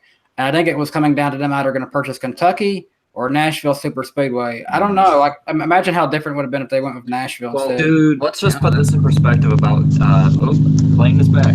But, oh no, sorry. But think about this: a Chevy has never won at Kentucky in the 6 years it's been on the schedule. This will be the year. All bets are off. in a year where Austin Dillon is the only Chevy racer, we're actually going to say that. Yeah, they'll get it done. They will. No, when we get to our picks, no, I'm not going with the Chevy. I'd be crazy. Yeah. Because they repave and reconfigure Kentucky like the year before last or something. Yeah, and then but they didn't change turn 3 or something. Like it's still really bumpy or whatever. Yeah, and it's like, I don't know. They keep. I remember their commercials. I don't know if they still do them or not, but it's like, come to Kentucky, the roughest track on the schedule, and it's like. We're not falling for it. We're not. Come on. There's bumps. Really, like I bumped through my teen years. I had bumps all over my face. So what? I don't. It's like the roughest fans in NASCAR. Almost like aluminum seats. Or no, Kentucky. we're home to the dumbest fans of NASCAR. No, I'm just kidding. Wow. You I'm want to just wait kidding. I'm 5 kidding. hours of traffic? Come to Kentucky. Yeah. Kentucky's the problem is it's a flat mile and a half. Like if you, I'd be curious. Like how much do they bank Daytona in the corners? Is it 30? 31. 31. 32 to 31, yeah. I want to see him do something like that, like Charlotte, Texas, Atlanta. It's what 24 degrees. I want to see a 30-degree corner at a mile and a half and see what happens. Yeah. It's just another example of like when NASCAR was huge, they built all of these new tracks, and Kentucky was one of them. Like you couldn't build a new short track, like at least one, during that era. Like you have Kansas, Chicagoland, and Kentucky, but you couldn't build like a short track. You know what I mean? Yeah. Kentucky. They closed all the short tracks down. They said, "Oh, Pikes Peak, oh Nazareth, yeah, get rid of them. We don't need them anymore." Yeah, basically. Victim of its own success. Yeah. Really quick, since Brennanator left a super chat, just really quick, are you guys hyped for NASCAR Heat 3? Anyone got their? I know some of you guys have done videos about it. Oh yeah, I'm hyped. Yeah, I'm more hyped. I'm hyped for this league here. That I'm gonna beat into SC4 at. So who wants to good join? plug. So for me, I'm gonna start Monday nights. I'm gonna start streaming NASCAR Heat 2 on my channel, and we'll lead that up to NASCAR Heat 3 whenever it comes out. I start doing streams of NASCAR Heat 3 on my channel a little bit, and David, as we was talking, there ain't a lot of the NASCAR YouTubers seem like they have a PS4. Well, David's like me. He's got an Xbox, so maybe I'd like to talk to David at some point about seeing if we can get on and start doing some things with that. Yeah, that would be cool. I would be down for that. Yeah, for sure. So, but you didn't answer the question. Are you hyped for it? I get. Okay. I'm hyped for the career mode because it does look like they have put a lot into that. I want to explore it some more. I might notice it more when I'm actually playing, but just on the trailer, it doesn't look like the physics or anything have changed. I didn't really expect it to, honestly, because I thought from the beginning they were going to focus more on the actual career part, and that takes a lot to put into that part alone. So maybe more for NASCAR Heat 4, I'll be expecting it. So, but I'm excited for it. They brought back the $50 ticket incentive, so that's another good reason to be excited for it. If you're gonna get it and you can go to Speedway Motorsports track, definitely buy the physical copy of it. I'm not quite sure. At the end of the trailer, you saw the SMI logo, the Indianapolis logo, and the Dover logo. I don't know if those two tracks have also joined the partnership, but it doesn't actually say it's exclusive to SMI like it did on last year's game. I'm really excited about the Dirt Series, and I was really happy when they one of the tracks being the dirt track, the dirt track version of Bristol. Like that was exciting. Yeah. Like that actually was a real thing in the early 2000s, by the way. I had a video a while back where I talked about that being one of my top 10 short track moments, and the fact that iRacing had never made an attempt to try and put that in when they brought out their dirt stuff is still amazing to me. So they're the first game to have dirt Bristol on it. Maybe 704. Maybe 704. Go ahead. Really quick about that promotion with the Speedway Motorsports track. So if any of you don't know in the chat which they all are, or like me, you just don't know what they all are either, I went on their website right here. 8 premier properties: Atlanta Motor Speedway, Bristol Motor Speedway, Charlotte Motor Speedway, Kentucky, Las Vegas, New Hampshire, Sonoma, and Texas. Those are the 8 main ones that they have on here. So I assume the 8 that they have in Cup. So those are the 8 you can probably get like $50 off for your tickets or whatever. If it's just SMI tracks, if it's all tracks, I would love that too, because like they find out. It looks like it's all the tracks that aren't ISC, because of the Indianapolis and Dover are the only 2 independents. Well, then Pocono. I guess Pocono isn't on there, but Indianapolis and Dover are on there too. So that looks like a pretty good deal. I would definitely say go to Dover. I've been there. I went there last fall, and what an awesome track for. I've always wanted to go to Dover. That's always been one of my bucket list tracks. It always seems like it's better at the track than TV, because on TV I've been bored with them. But if it is better at the track, I would definitely go. It's fast, but it's sort of that you're right on top of everything, kind of like a bigger Dover or bigger Bristol, Yeah. I think unless anything else comes up, I think I'll most likely be using my $50 towards tickets for the fall Texas race next year, I think me and my fiance will be getting married about October of next year. So probably in our honeymoon, we're going to try to go to a race, and probably about that time, I think it would be Texas, so that might work out in my favor. I Well, would use it. Oh, just really quick, I would use it for Vegas, but I'll already be there for free anyway. So while we have a little lull here for a second, we have 289 likes. So can we get that to a big 300? yes, guys, lick the like button. And that for those of you asking where's UrinatingTree, you missed it. He was here for the first hour, so Yeah, you have to watch it later. I'll be letting this upload, so if you missed any of this, we've had David Land on the whole time. I know his signal's kind of cutting in and out, so unfortunately, because he is driving through the mountains. So when he comes back in a minute, we should probably go and do our picks for Kentucky this weekend. But yeah, so he's been here the whole time. We had UrinatingTree on the first hour, so definitely go back and watch that. We encourage you to. But we are at 304 likes, and I have added this to our weekly NASCAR podcast playlist. So if you can't find it for some reason on here, which I would assume if you're not computer inept, you probably can, it is also on that playlist. And also has newest first now. And also, really quick, after we make our picks, I don't know, like, hey Jarrett, should we show them the presentation we made? You know, of the we can. I mean, yeah, we can. I mean, I wasn't expecting we were gonna be doing a group project. Do y'all want to hype that up now? Because isn't it still a few months away? You know what? It's up to you guys. I'll let y'all do what y'all want. Yeah, you know what? This is your executive decision. You know what? Let's do this right now. So really quick, this is all I'm gonna say. I made this presentation for someone that we do know that could help us out with the league a little bit. So that's all I'm gonna say. So yeah, I'll have to wait for word on that. On the show the other day, or scheduled someone too. Maybe we can plug that too. Oh yeah. I can't say her last name for some reason though. Hold on. Well, mate, Dude, I know her name is her first name is Kayla. She's a 15-year-old late model racer. I can't really say her last name though. Like I forgot it honestly. I'm sorry. We're professionals. I'm sorry. I know it starts with an E though. Like maybe some of you know who it is. She was in N2SC4's 4th of July video. She was racing in her 26 late model. So yeah. Let me hold on. I'll pull up her channel. Hey, it's not meant to be comedy, but Eshelman, I think that's right? Eshelman, yes, Eshelman. There we go. Good job, chat. Yeah, see, Kayla Eshelman. She'll be on the 15th of August, along with ACS as well for that day. Yep. So yeah, right after Michigan. So yeah, she'll be on. If you don't know her YouTube channel, it's her regular name. She has 100 subscribers. She does vlogs. So yeah, let's get it up there. Let's maybe try and get her subscribers up to 200 maybe. So yeah, so we'll see. All right, so let me pull up the presentation really quick that we put together of this league. I gotta think about my picks for Kentucky. I think I know my pick, but I know you guys are gonna ask me like with underdogs and stuff. I gotta think about my answers for those. I already prepared mine.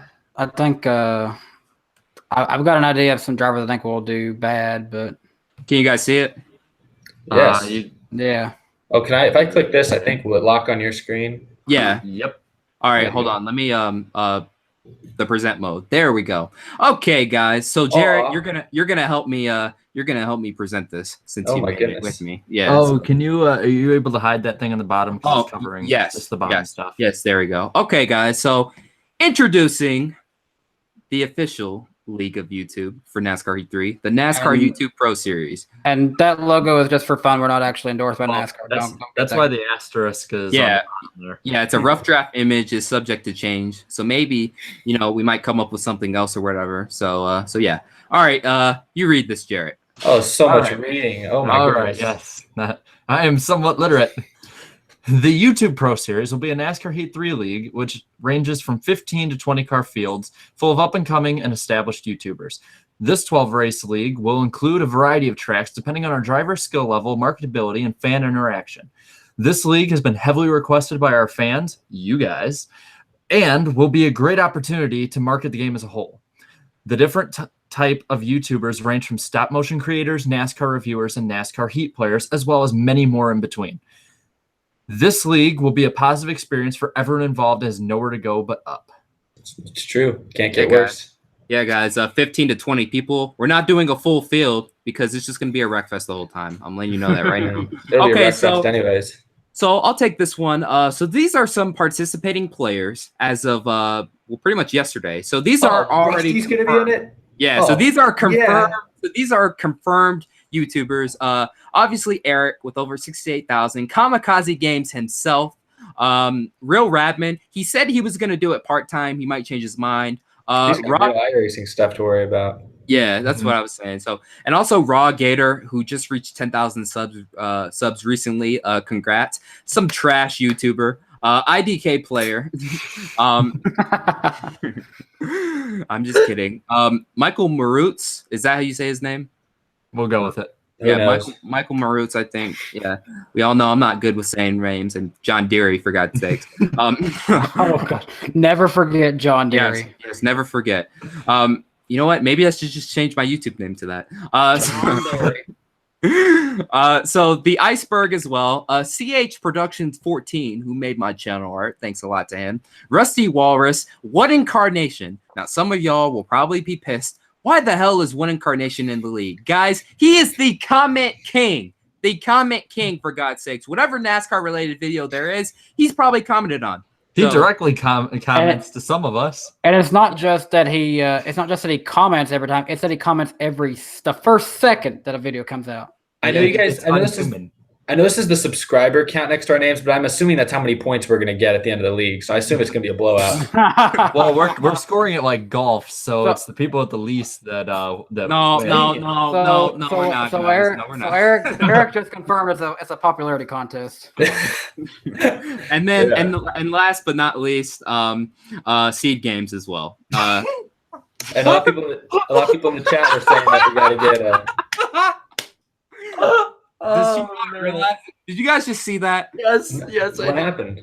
Guys, all right, so basically my mom, she texts me every time, like, you know, if I'm cussing during the stream, and that text just popped up. She said, stop saying God for God's sakes. So you guys just saw that. I did not see it, but nice. Yeah. Oh man. Yeah, so that just happened. Okay. Shout out Darian's mom. So this is just a rough draft. Darian's mom. Hello. What the no Texas? Hold on. You gotta let me finish talking here. So this is a tentative schedule. This could be changed in the future. So we decided to put some of the more exciting tracks on here. So hold on, you have to let us explain. So obviously, so Jared's gonna he'll say the second half of the schedule. I'll explain the first half. So the first race is the Daytona night race.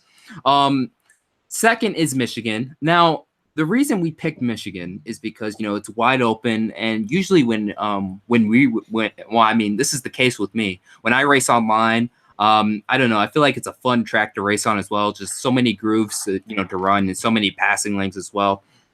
So that's why that's there. The third track, the Charlotte Roval. So this is going to be interesting. Now, we will be using stability help for this.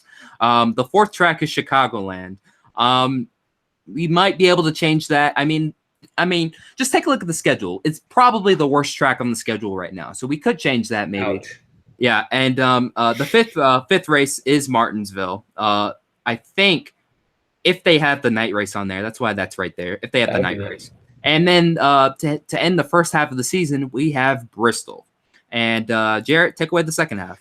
All right, so for the seventh race being at Darlington, this is sort of something I wanted to ask. One of the two things I asked for schedule, because I always like the transition from Bristol to Darlington. I just feel like those are two fan favorites, and I would like it in the schedule in this, even if it's not like the same time of year or whatever, give or take or whatever. ISM, because of the new configuration, that's going to be a huge wild card, and that just, it seems like it'd be pretty fun. Ninth, Homestead, Miami, because I just, a lot of us were talking and about rim riding the track and different lines and stuff, and it should be fun if it works out well. Watkins Glen for the 10th race, because who doesn't love a road course at this point? I mean, yeah. And then the 11th race, Talladega, that'll be a huge wild card when it comes, if the championship stuff is close. So, at that point, it'd be really fun to throw that into the mix, have someone who might not be doing as well win at the end and show that anyone can win. And then the season finale, this is another one I asked, and I think as we went on, we sort of agreed with it. Atlanta, one is sort of a throwback to a lot of what older fans might have enjoyed. And that I think Atlanta with different lines and whatnot would be a really good place to end it off. And seeing how Homestead is kind of dull in comparison and not as much of a fan favorite, I think Atlanta would be a great place to end it off. Atlanta is a really fun track to race on in the game as well. In the NASCAR Heat Series, I mean, there's just so many places to run, to pass on and stuff. At least with me, I'm assuming Jarrett would have to agree as well. Making a slide job. Job. We'll definitely make a lot of slide jobs there. Okay, so this is just a tentative schedule. This will take place during the off season since there's no NASCAR going on. So I figured it would be the perfect time to jumpstart this league. Now on to rules and regulations. Now each race will be 25%, and also the tire wear will be on ×2 as well. If we put it on like ×3 or 4, we're gonna have to pit like every 5 laps. It seems like so. And also optional custom car and real cars, depending on how, their the game's paint booth is, or, whatever you want to call it, will determine that as well. Stability help races do include, like I said, both the road course races and at Martinsville. If you do not run stability at Martinsville in a NASCAR heat game, let me just tell you, it sucks. It just sucks. So we have to have stability for that. And custom setups allowed. So whoever's in it, you better have a custom setup, or you're just gonna lose, man. You're just gonna lose. And also, this is also important to me. No driver will be able to have the same number. Everyone's gonna have a different car. So if we have 2 guys who want to be Ryan Blaney, sorry, only one of you can. And more. And also, well, you know what? We'll just go by subscribers count. How about that? Do I get first pick in the draft? Pretty much, I guess. All right. I guess Shoot so. out. I'll have to wait to see if Kent's in the game.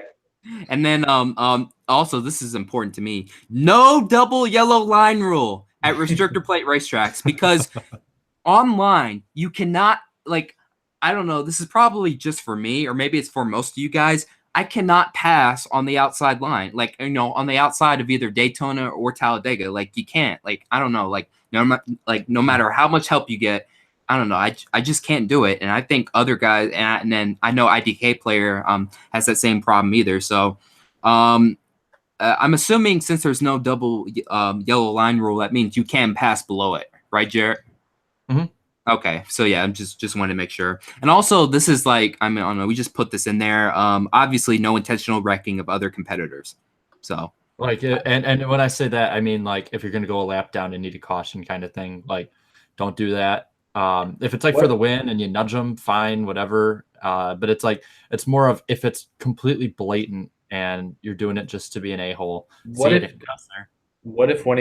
Rusty really pisses me off? Like, enough times to the point where I just want to just pile drive him into the outside wall at Bristol. Is that okay? Make it look good. All right. I'll make sure I clip it for the stream or something. It's a judgment call. It's a judgment call. Yeah. I guess. We'll vote on it after the race, and I'll pay off everybody so that they're on my side. You got the super chat money, so I expect that payoff. Oh, Rusty's not having it in the chat, though. All right, so this is probably the most important thing you guys were thinking of, the point system. So, Jarrett, you want to explain this? Yes, so we want to do something a lot like the Winston Cup point system, but at the same time, not exactly like it. So 15th on lower, since 15 will sort of be our smallest kind of field, they get 1 point. And then you add a point going up through, I think, 5th. Then you add 2 points, 13 points for 4th, 15 points for 3rd, 17 for 2nd, and 21 for 1st. Now, the reason we had it 4 points ahead for the winner is because no matter what, you're probably going to lead lap. I don't think there's going to be rainouts and stuff like that. So the winner will, no matter what, get the most points in the race. The pole winner will get a point bonus just because, why not? If you lead the first lap, IDK had this idea, and I think it is something that can be an incentive for a person starting 3rd, 4th, 2nd, or if someone can make an amazing move going into like 3 and 4 or something. So the leader of the first lap will get a bonus point. You lead lap in general, get a bonus point. and then a bonus point for most led. Now this one is the one that's going to be like a little tougher. That's why we're going to keep track of everything. When at a point in the season you mathematically will have locked up the most wins, you get 2 bonus points. So we wanted to put sort of an effort to show why winning would be really important, and why, if you're, why it's important to be dominating the season as well as, individual races, I guess. I like how people in the chat are like putting money on people right now. That's what I've been saying. They keep saying like, give me 50 on Rusty, give me 20 on Carnation wrecking everybody on lap 1. So are they putting that in super chat form, or? No, we wish. Because then they'd have to pay him out.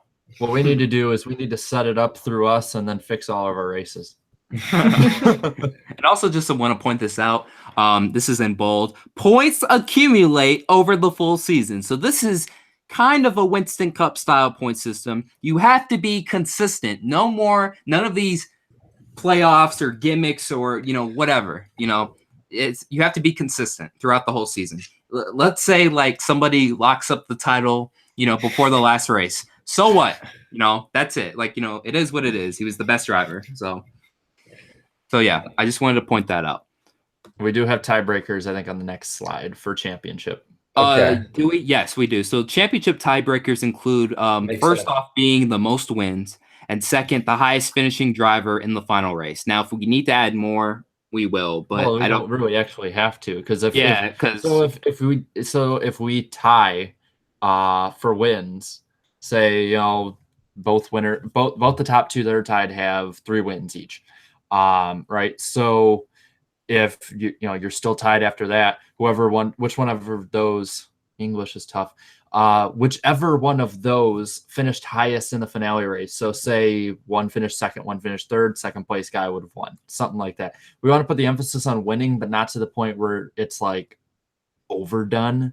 It's sort of like in the middle, Yeah, but what if you tie though during the race? You're not going to tie. What if you tie during the race? You have to be prepared. This isn't cars. Hey, thanks for the super chat, Flying Gator. And yes, we do need to get some more likes in there. Yes, I think we've already set our record for most likes on a stream, but we can never always have more. And a special thanks to the 203 still watching. It's it's just awesome. I think we had a peak of almost 280, so it was really awesome. You guys, thank you. We've stayed right at about 200 tonight, so I'm happy with that. And we're hoping David Land will be able to come back on, but he's had signal issues, unfortunately. If you're just joining us, we had Urinating Tree on the first hour with David Land, and David Land was on for about 30 minutes there until it seems like he was driving through the mountains, so it seems like his signal might have finally given out on him. But if he's able to come back, that will be great. But IDK player said if you tie during the race, the game will randomly put someone in first. Okay, we can just go off that. Yeah. All right. So anything else? Just the last little bit, or this is just the last slide. So me again. I'll rate this. Oh no, I got it. Okay. Sure, you can pronounce it.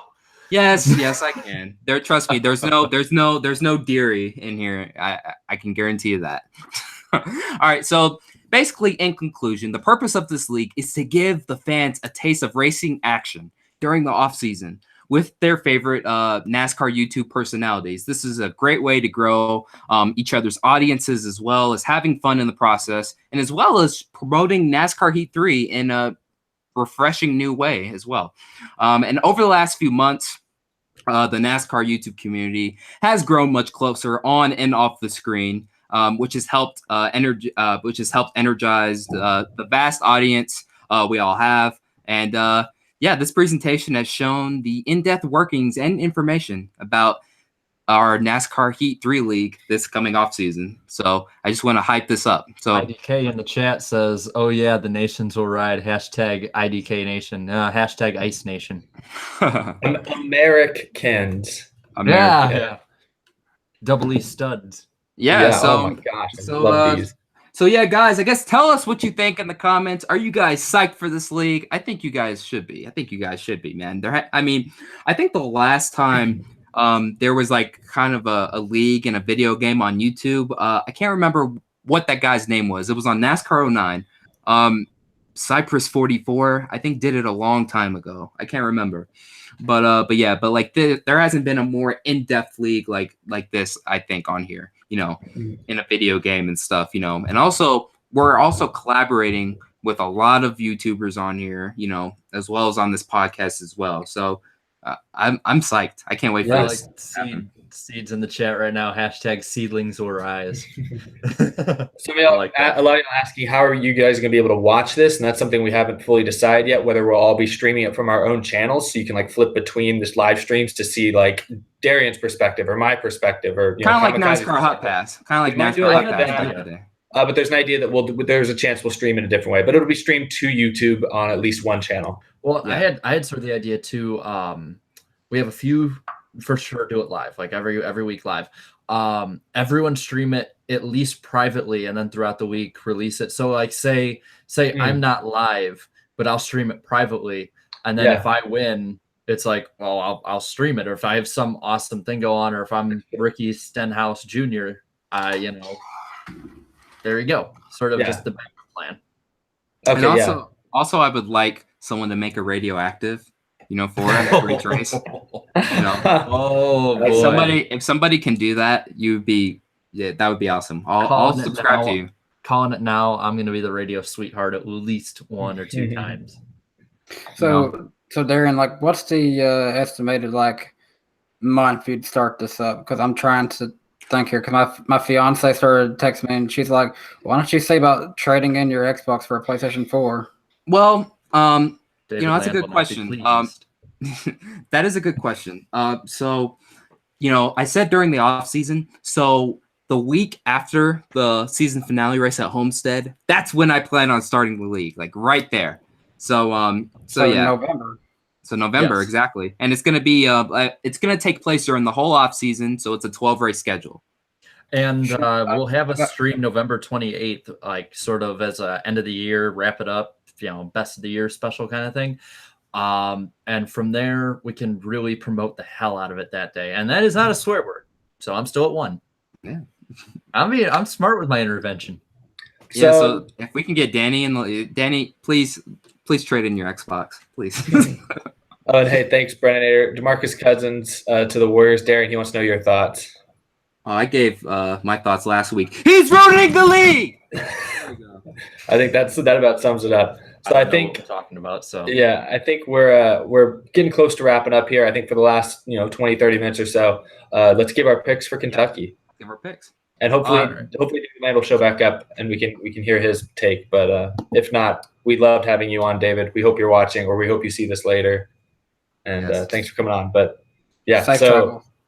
How should we want to start with do we want to start with our picks or our underdog picks? Who do we want to start with? Their bad first. I okay. say bad, underdog, and then main pick. Okay. I think for me, the bad ones, honestly, all of the Hendrick drivers. I don't really expect any of them to do good here. Mm-mm. I'll say Brad Keselowski. I don't think he's necessarily going to run worse than like 10th. What? But he's been so good at Kentucky in the past, and Penske this year is worse than Stewart Haas and Gibbs and Fernando. So I just think it's going to be you expect him to run 3rd or 4th or win, but I don't think he will. I think he'll run 8th or 9th. Disrespectful. You're so disrespectful. Darren is triggered here. I am triggered. Oh my gosh. I mean, it's not really a disappointment. Kentucky? He's going to really do quick. that? Oh, the bomb and anyone else who might be like him. Tree did show up first hour. It'll be up on Eric's channel and our what the hell you call playlist. So yes, you can check it out right after the stream, and you'll get to rewatch it all and see all the glory. It was wild. He gave some good answers, good insight. I love our chat. You guys are awesome. It's awesome, man. I guess my bad pick. My bad pick for this week. Well, seeing that Bubba, how he crashed at in the road course, I feel like his confidence is going to be down a little bit. So expect him to do worse than usual. Okay. Well, I'll be the pivot pick to the both bad and then underdog, and then we'll go back with everyone's underdog. So my bad / underdog picks will be the Blaney Bubba combo. Thing is, the bad pick's going to be Blaney, and the underdog is going to be Bubba. And I have a reason for this. Like I said earlier, Blaney over like the last 9 or 10 weeks has averaged, I think, 21st or 22nd. That's been bad. Even his good tracks. He's dropped from being in the top 6 or 7 in points, being over 100 something up, drop down to being about 89 over the cut line. And, we know that with road courses coming up and possible fuel mileage races, if you're sitting 13th, 14th in points, even if you're way above the cut line now, you can be, usurped basically. I think that it's going to keep going for Blaney. They haven't shown any extra speed, really, I don't think. And they haven't shown any signs of it stopping, both with themselves and luck. Now, why is Bubba my sleeper pick? One, because I'm biased. No, because last year he was running in, I think he ran, 4 races in Cup? And this was, I believe, his best race. He finished 12th in a Richard Petty Motorsports car that I forgot. Not even drove that much. I remember because he was racing around Dale Jr. I put everything in my racing memory over the last 12 years is junior stuff. It's a problem. Anyway, no, I'm so epic. It's not cocaine. No, but I do think that in that regard, Bubba will be. I don't think he's going to win. I don't think he'll even get a top 5, but I think he'll be that 9th to 15th range. He'll be racing with Bowman all night, basically, is what I'm saying. Oh, he's so funny. Dude, you're hilarious, Jarrett. That was the funniest joke I've heard. Thank you. He's gonna run 9th. All right, you know what? I'll tell you what. If he runs 9th, if he ends up getting a top 10 at Kentucky, I'll change my my channel's name to All Flags Matter for a day. You sure you want to take that up? Because every time you want to bet on something, you lose. Nope. I will do it. I will change it to All Flags Matter. Watch Bubba wins. He's not gonna win. I know he won't. But if he does, I'm gonna be like, so you were saying. Yeah, I do want to briefly defend my Keselowski disappointment pick. I'm not saying he's going to do terrible. I'm saying he's going to run top 10. He's just not going to win, and I feel like that's what people expect. He DNF'd in this race last year, I believe, if I'm not mistaken. Yeah, I don't think he's going to win. I don't think he's going to win, but Then what was it? 2013 when he got in that big crash with Greg Biffle after winning the year before or something like that. So checkers or wreckers. No, but I will do it. If he ends up getting a top 10, I will change the name for a day. I'll change it on Sunday, and it'll be up for that day. So, but it's not going to happen. I mean, he finished 12th last year. It's not that bad at this track. It's just that Richard Petty. It's not him. It's Richard Petty Motorsports. I know, but even in Richard Petty Motorsports equipment last year, he still did. But it's gotten worse. It's regressed. I think it's really just stayed the same. It's just you got an inexperienced driver compared to Eric Almirola. Which I think they've shown with the 10 car, Almirola can drive fairly decent. So, speaking of Almirola, I think that led us into our underdog picks. It would. Yeah, we're an underdog now. So I think for me, Almirola is going to be my underdog pick for this one. I feel like he's going to get a pretty good run out of this race. He showed good speed at tracks like Kansas, Chicagoland, tracks that are fairly similar in a way. So I definitely would consider this being a track that Almirola could run good at. So my underdog. Oh, sorry. Go ahead. Go ahead. No, you go ahead, man. I thought you already made yours, but I was like, oh yeah, that's right. My underdog pick. Originally, I was thinking Eric Jones, and I think I'm going to stick with that. I know he just won, so he's like, oh, he's not an underdog. He was 16th in points before he won, so I'll cut him some slack there. I'll call him an underdog for now.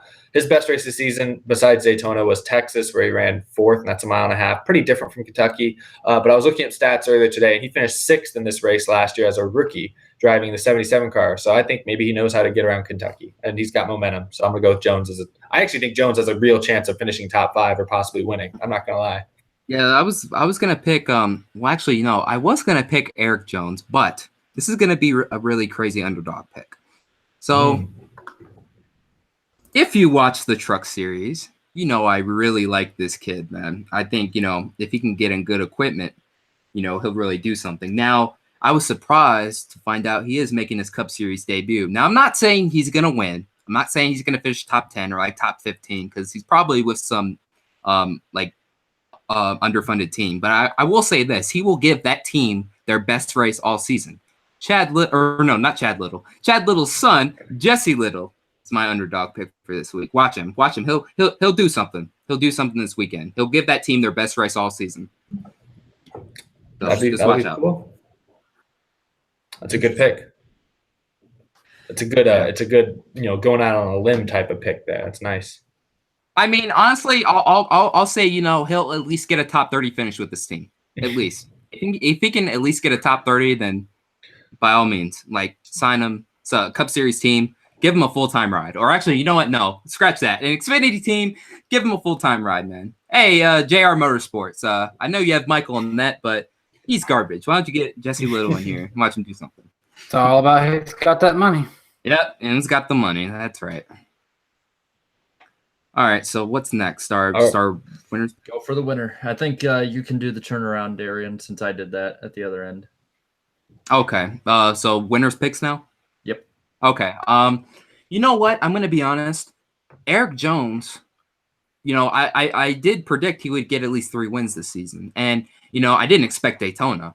I was going to say him for Kentucky, but I've had a change of heart. I think Eric Jones, he's my pick for Bristol in August. He'll get a win there, and then he'll get a win in one of the chase races or the playoff races they call them now. There. He might win at Talladega that, in the playoffs. Who knows? But this guy, he's been someone I've been rooting for a long time. I've said for years he was on a trash organization for years, and his talents weren't really shown. 1 win in 6 seasons. And let's just say he's done way better than Danica ever did in this ride. Eric Almirola is going to get his first career – no, not his first career win. He'll get his first win with Stuart Haas this weekend at Kentucky. We saw what he did at Chicagoland. Honestly, I think he could have he would have been fighting for the win if his tire changer didn't screw up twice. So yeah, Eric Almirola, first win of the season. I blame pick on communism. Bringing it back. All right. Well, for me, two obvious people I think would be great to think of firsthand would be Toyotas like Kyle Busch and Martin Truex Jr. I think they're going to be running really well in this race, probably even leading a lot of it. But I don't necessarily think it's going to be them who win it. I do like Almirola. Like I said, he's my underdog. I also like his teammate Clint Bowyer. He got the win there at Michigan, was also running really good at Chicagoland. But I think we're going to go back to normal, and Kevin Harvick's going to get another win. Please don't. Please don't let this happen. I hope it doesn't happen. Let's keep this new trend of new winners going. Please. Then I hate to disappoint you with my pick then, but I think Harvick is going to he's going to run top 2. I think Truex will run 3rd. I think at the end of the day, I think it's going to be Kyle Busch's race. He and Harvick have both got 5 wins. They both won at mile and a half this year, but I'm looking at who has the momentum. Kyle Busch got wrecked this last weekend racing for the lead. He won the week before at a mile and a half in Chicagoland. He's won in Kentucky before, right? Yeah. So won there a couple times actually. Yeah, he's won there twice. He won the first race there, I think it was. And then I don't remember when he won there again, maybe even 3 times. I think I'm not sure. Shoot, you're just making my pick look even better at this point. Yeah, I'm going with Kyle Busch. I'm not rooting for him. I'm rooting for Jonesy, my underdog, but I'm rooting for Kenseth. Kenseth is in this race. Should have made him my underdog. Yeah, he's bad. Did you hold on? Did you just say Jonesy? Jonesy. Some people call him some people call him Jones Boy. I'm not going to call him that. Is the A silent just like dairy? No, I just had a Y. Because there's so many Jones out there. You got to put a little twist on it. There's Indiana Jones. There's probably other Jones I just can't think of at the moment. But Brandon Jones. Sure. In NASCAR, there's other Joneses. So Jonesy. PJ Jones. Kyle Busch has won here 3 times: 2011, 2013, and 2015. Yeah, he won the first race. Won the first ever Cup race. 2013 was Kenseth. Mm-hmm. Kenseth won a lot that year. Oh, okay, but he's not my pick. He's not my pick to win. Kenseth he's going to run probably 15th to 20th this weekend. But no, Kyle Busch is my pick. All right. Well, if anyone remembers my underdog pick last week, That's who I'm picking because Brad Keselowski will. You just picked names out of a hat last week. How are we supposed to remember who you picked? I'm just saying. Keselowski, as racing fan 24842 has pointed out, has won in 2012, 2014, and 2016. Now, based on the trans, those are even number years. This year is 2018, as I went through puberty again. I'm picking Brad Keselowski because I think that he's one of the only few out there who realistically can beat the big three and has shown that he has speed on any configuration of this track. So I have somewhat serious backing and somewhat not. There we go. Hey, fair enough logic to me. So yeah, you heard it here first, folks. Speaking still hard. I don't know if I buy that. I mean, you said Bubba's going to get a top 10, so I didn't say he'd get a top 10. I said he'd run between 9th to 15th. Oh, that's a top 10. That's basically a top 10. That's Bowman land. This mediocre sport. Anything in the top 16 is a top 10. Yeah, point. I guess. Yeah, pretty much. Yeah. That's like somebody saying, well, we ran about 20th all night. So, yeah, that's basically a top 15 for us. Jared, I would think you would get my name right. It is not 2 R's. It's not like Dale Jarrett. It's Jarrett. Well, no, he put 1 T, too. So it's like, oh. There we go. There we go, Gavin. There we go. There we go. Jarrett Mack. Doesn't roll off the tongue, but we can keep it. So really quick, I'm gonna go down the line. Give your pick. Who was your winning pick again? I picked Kyle Busch. I had Kevin Harvick. Brad Keselowski. Eric Almirola.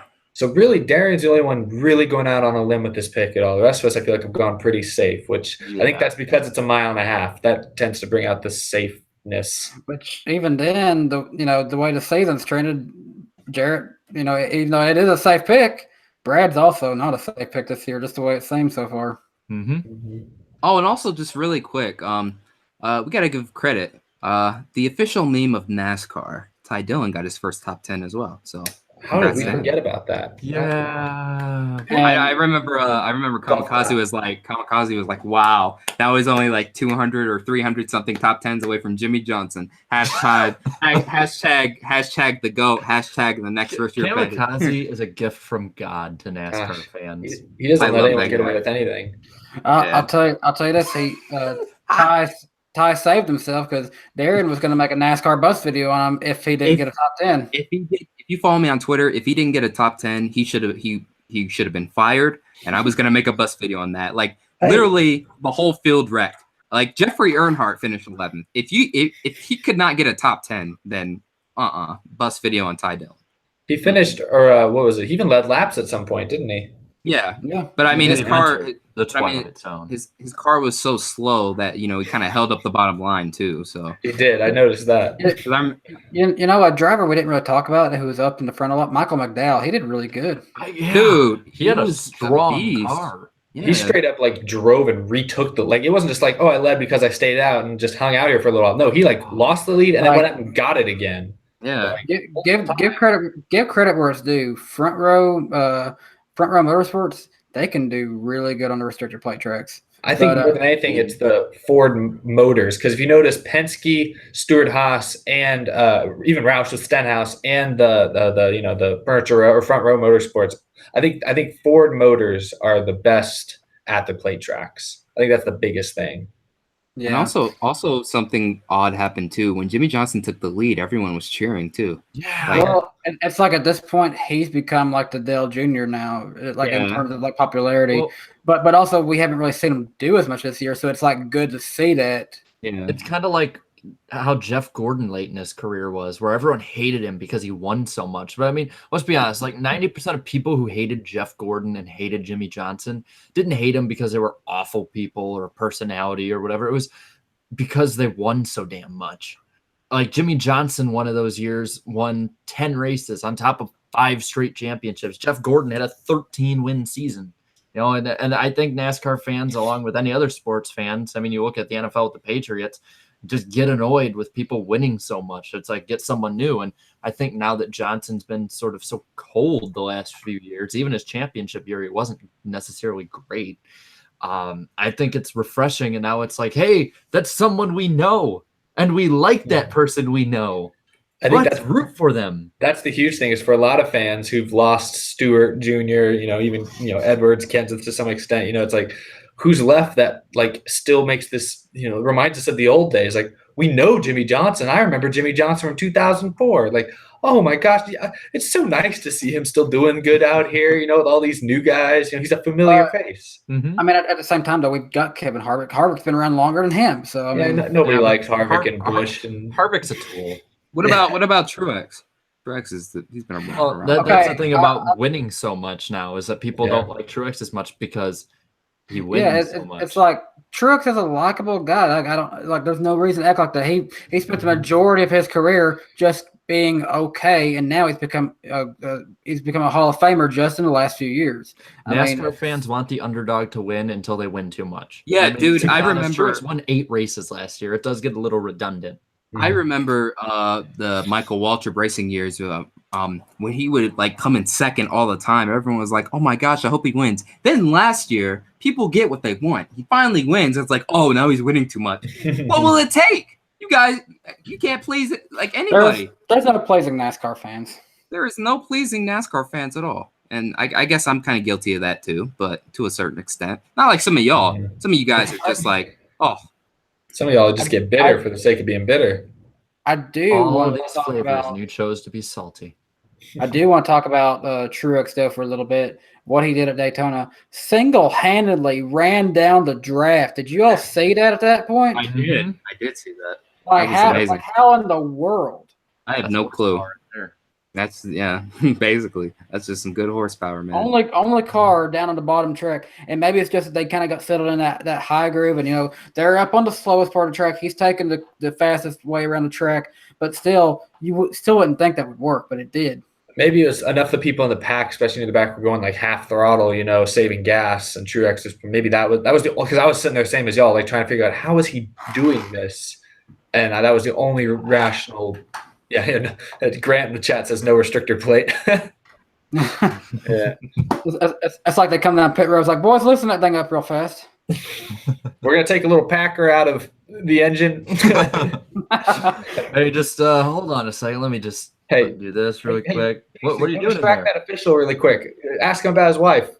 Swap the thing out. That's what it was everywhere already. They paid off the officials, I guess. It's like they get on the radio. I think it's blowing up. Check on it, guys. No, you just got this damn plate in the middle of your engine. Don't know what this is doing there. Oops, we left it in there. Still, they didn't do that, but I still don't know how in the world that happens. It's probably just like Eric was saying, probably half throttle guys, and anyone who's side by side, that slows down the draft. And pretty I don't much. know. I mean, it was halfway through the race, so I wouldn't think people were just going as hard and all out as at the end of the race. Like, I don't think that happens at the end of the race. I think you fall away from the draft. Because, I mean, there's been, like, times I'll watch other drivers and they'll have wrecked cars or, damage, and they're able to run down the draft with, like, 1 or 2 guys, and that's usually not enough to run people down it, but it's because it's, like, 60 laps in and it's not much time. But then those same cars are left in the dust once it gets to about 30 to go. So I think part of it's just they weren't going all out as much, especially in the back. Hey, somebody asked a question here. You guys going to watch the Eldora truck race next Wednesday? Yes. So next Wednesday, we will not be doing this usual NASCAR podcast stream. We're actually going to be doing it on Thursday night. Going to get the truck series the day to race. I don't know. Now that I'm thinking about it, it's 2 weeks on Thursday with that and Allison. I might possibly want to stream on my channel, just doing some like reactions and see if the other guys want to join or anything. But as far as this actual discussion podcast, it'll be actually happening on Thursday night next week. Mm-hmm. And who's our guest? Who's our guest? Do we have any guests? Gator and is it Dalen Barr? You said? Yeah, Dalen Barr. He's a photographer within NASCAR, so it'd be good to get a perspective of people who cover like getting the photos, that kind of media stuff for NASCAR. And then I can't wait to get Raw Gator on. I know he's been watching us for a while, and he's an awesome guy. So, and then the next week, Bobby Allison. Allison, be there 8 Eastern time on this channel, on Eric's channel. He'll only be on for probably between 10-15 minutes, but it's been the biggest joy in the world with this, to be able to talk to Mr. Allison on a regular basis, whether email or on the phone. And it's just, I mean, I'd said to the guys before, I got this new phone because I had to jump in the swimming pool after a 3-year-old and broke my old one. The first call I had on this phone was from Bobby Allison. That's just wow. Like this thing is gonna go with that hat when I'm done with it. Get to sign your phone one day. And also, really quick, I gotta give you props because if I was in the same situation, I feel kind of bad about this. I would probably take my phone out and lay it down, and then I'll go in. Honestly, I'd be like, I'm sorry, I'll save you, but I'm not getting my phone wet. I didn't think about that at the time. I also ruined my wallet while I was at it too. Like all the cardboard is mushed. No, that's the real tragedy. Just want to say something. There was a comment on there that said, "Bring Alex Bowman on." All right, here he is. Here's Alex Bowman. All right, he's been on the podcast now. Good. But is he behind the car? I didn't see him. He's in there. You don't see him. Oh, there. Oh, look at him, little Alex Bowman in the car. I mean, he's held this. He's signed it, so it's close enough, right? Hey, you know what? I'm just gonna pizza this week. I'm not. Oh yeah, he does get pizza. Does he get pizza? He's gotten free pizza 3 weeks in a row. Bowman keeps getting 9th and 10th. So, I mean, that's what you gotta do. Chat, you're amazing. Like, thank you guys again, and your funny comments. Yeah, and it's been fun. And also, just really quick, speaking on the future of the podcast, I'm just gonna say you guys are gonna be really happy pretty soon. Like, I'm talking to the fans right now. You guys are gonna be. Let's just say. That's all I can say. That's all. Yeah. Let's just say. For you. Yeah. Let's just say. Someone's putting in work on this podcast. That's all I'm gonna say. I mean, I think they should be. I think they should be happy every week because they get to see our smiling faces. Yeah. But we're. Yeah. Oh, I'd love to have Larry Mack on the podcast. Holy crap, that would be the best. I know. But we are all 4 of us putting in a lot of work in behind the scenes, and we're gonna get a payoff pretty soon, I'm thinking. And no, guys, I know some of you are like, oh my God, did you guys get Decker? No, we didn't get Decker. We're never gonna get Decker. She didn't reply. Her manager didn't reply. No, too good for us. No. She's too good for y'all. You know what? She's too good for us. You know what? We got Bobby Allison. We're gonna have Ryan Blaney on pretty soon and Dylan Smith. But you know what? She's too good for us, guys. Too good for us. We're not big enough for an ARCA driver. So sorry. I ain't heard back from Blaney in a while. So I don't know. Oh, don't worry. I have news on that, by the way. So we'll save that for after the stream. We'll tease these guys with a little bit of that for now. Guys, we can't tease them too much. They'll get alienated. we can only do so much leaking here on the stream. So that's all our leaks for tonight. All right, fine, guys. So you guys before we head out, come on, let's lick the like button a little more. I want to see us get to 350 likes. Let's how many likes? I'll say this. I've only been seeing it get up to like in the 200s. We've got 300 likes. That's beating the ratio. Holy crap. We have 341. I didn't look at the like ratio. Now. You guys are the best. 342 to nothing. Thank you, guys. Come on, let's get it to 350. We have the best. We have the best fans, as Donald Trump said. 352. We have the best fans, and all of YouTube. The NASCAR YouTube community is the best sports community on YouTube out of all of them. I literally thought people saying they had the best fans was a cliche, and it's like we actually mean it. Like, holy crap, guys, this is awesome. I'm saving my one last cuss for some fun at the end. Sorry, I know it takes the punch out of like, holy crap, but. Well, yeah, and I also, just really quick, I just wanted to say, Cody H Gaming, he DM'd me asking if he could join once he gets a PlayStation. Of course, you can join as well, and he wants to be on the podcast soon, so we'll have to schedule that. Yeah, I'll write down a reminder because I have the written down thing on here. We are. Sorry, thank you, Brennator. I've seen your super chats. Really appreciate it. And of course, Uncle Tom Cruise. I'll give these guys some quarters. Yeah, 50 cents. Yes, I get a Coca-Cola. Hey, you don't understand the amount of tollways in Illinois at this point. I mean, I'm getting taxed for taking a dump at this point.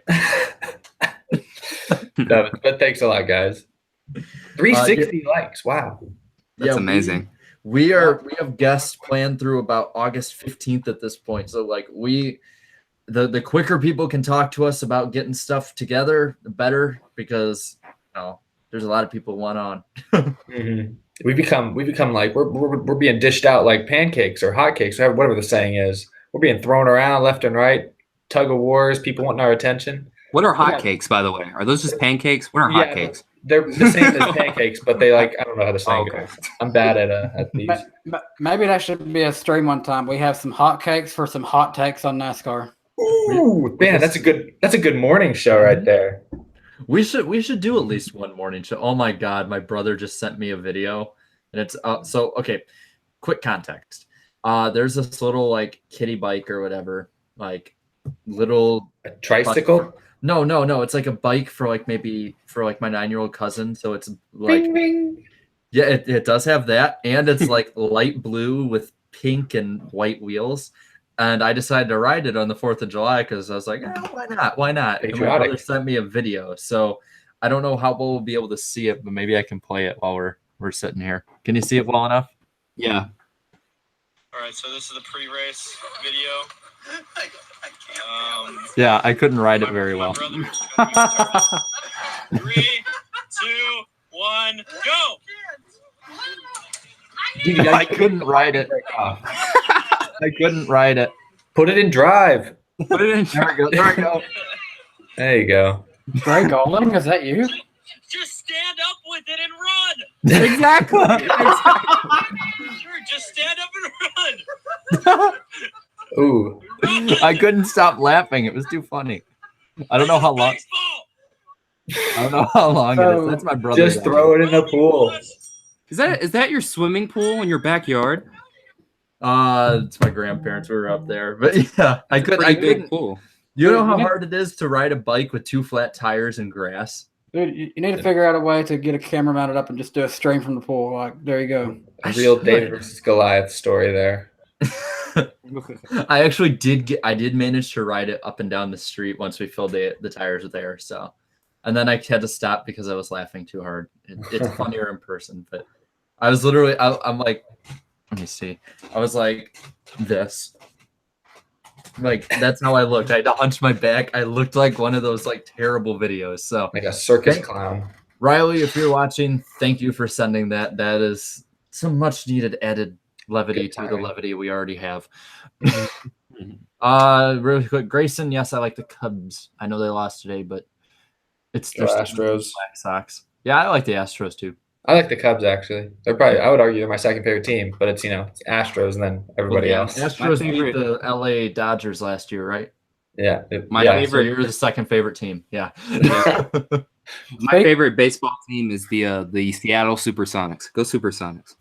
Speaking of the baseball and Astros, I sent something to Eric the other day. Something I'm surprised that he didn't know about.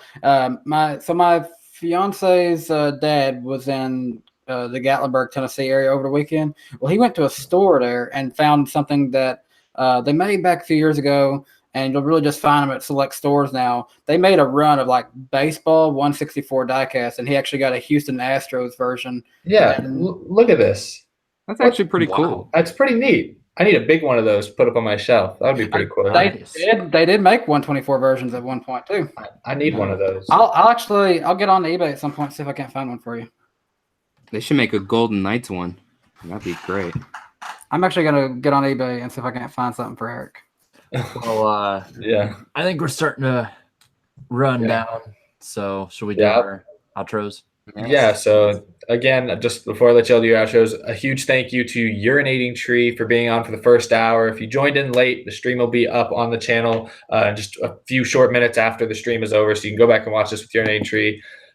And thanks, Guild Cracking Games. When I missed that, what do you guys think of NASCAR Heat 3? I'm definitely interested in it. We gave some of our thoughts on it earlier. If you guys want to talk about that in your outros, that'd be great too. But should be fun. So thanks everyone for watching, and I'll let these guys go down the line. I'll start with you, Danny. Go down the line. All right, so yeah, my name is Danny B. Danny B Talks here. I do a lot of NASCAR videos on my channel. Today I put out a video talking about my thoughts on the trailer for NASCAR Heat 3, kind of what it tells us about the game. Go ahead and go watch that. Go ahead and subscribe to my channel. Go binge watch some of my other videos. You might have fun. And that's all there is for me. I'll pass it on over to the Iceberg, who looks like something's on his mind right there. I'm just reading the chat. Reading the chat. Yeah, y'all see it. You can. Oh, yeah, hold up. It's gone now. Anyway, Let's go. yeah, I'm the Iceberg. So a little later this week, I'll probably upload a video about songs I think that should be in NASCAR games since Heat 3 stuff's been coming out. You can follow me on Twitter at IceTitan80. Subscribe to my channel because that would be really awesome too. Remember, once I hit 1,000 subs, I get to upload and react to 50 Shades of Grey. So I love torturing myself. Really quick, did anyone else hear that, or was that me? That was you. Anyone else hear that? No. Oh, it's probably just me then. I was like, it's you sounded like a robot for a second there. I was like, oh. That's probably you. And then in honor of UrinatingTree Beyond, fuck you, Spanos. There it is. Flawless. All right. Okay. So I'm glad I'm last as well. So thank you guys so much for watching. Go subscribe to my channel at Black Flags Matter. Also subscribe to my second channel, Black Flags Matter Gaming. For some of you who don't know, I got my first strike. Oh, I feel so bad. I got my first strike on YouTube, and I can't live stream on there until October 3rd. But I'm just live streaming on my second channel. The ARCA race is this week. I don't know when and where, but there is an ARCA race, and I will be doing an ARCA stream, so I'll find that out. And also expect a new Bad Seasons video tomorrow. I put a thing out on Twitter asking you guys who to vote for. Who you want the Bad Seasons video to be on tomorrow. So go on my Twitter and find it. Your choices are Dale Earnhardt Jr. 2017, Joey Logano 2017, or Martin Truex Jr. 2014. It was pretty close. They were separated each by like 1 or 2%. So I can't wait to see what it is now. And also, I'm just going to say these names as a little promotion for the league again. N2SC4. Kamikaze Games, Real Rabman, and the Iceberg. You know what all these guys have in common? They're overrated. If they want to prove it, come join the league this offseason, and let's get to racing. Let's race for the cup. And this is Black Flags Matter. Catch you next time. At least unlike you, I can admit I'm overrated. Hey, I'm a trash talker. I will be the trash talker of the league. This trash talk is going to go on for like 6 months before the races even start. We're going to be like, and you know what? And you guys can do nothing about it. You guys got to hear me. You guys got to listen to me. I ain't going nowhere. We're going to be wrecking each other out of hate before we even get to the finish line. We should do that. Our first race shouldn't be a test. It should just be how many times we can wreck the other. We should go full Stenhouse. Just targeting each other. Nah, but yeah. Thanks, everyone, for watching. We had almost 300 viewers at one point when both David Land and UrinatingTree were on, so that's really awesome. I'm Eric. This is my channel. Thanks for watching, everybody. If you're new, subscribe. I uploaded today, just a few hours ago, the first race of the Double E Cup Series Tournament of Champions. New stop motion series I'm trying out this summer. So go check that out if you missed it. Next race will be up in a couple weeks. I'll have an Out of the Groove up. I don't know if it'll be up tomorrow. It'll either be up tomorrow or Friday. We're officially at the halfway point of the season, guys. So I figured it'd be interesting to take a look at, the playoff picture going forward. And so I'm going to give a lot of my thoughts on that. And a shout out to Rusty Walrus again for being in the chat moderating for us. Really appreciate it, man. And thanks again for all our panelists. Thanks to our 2 amazing guests. We're happy that they were able to come on and chat with us for a little bit. Even though David Land was lost in the mountains at some point, we're glad he was able to talk to us. So thanks everyone for watching. We'll see you guys again next week, next Thursday. See you, everyone.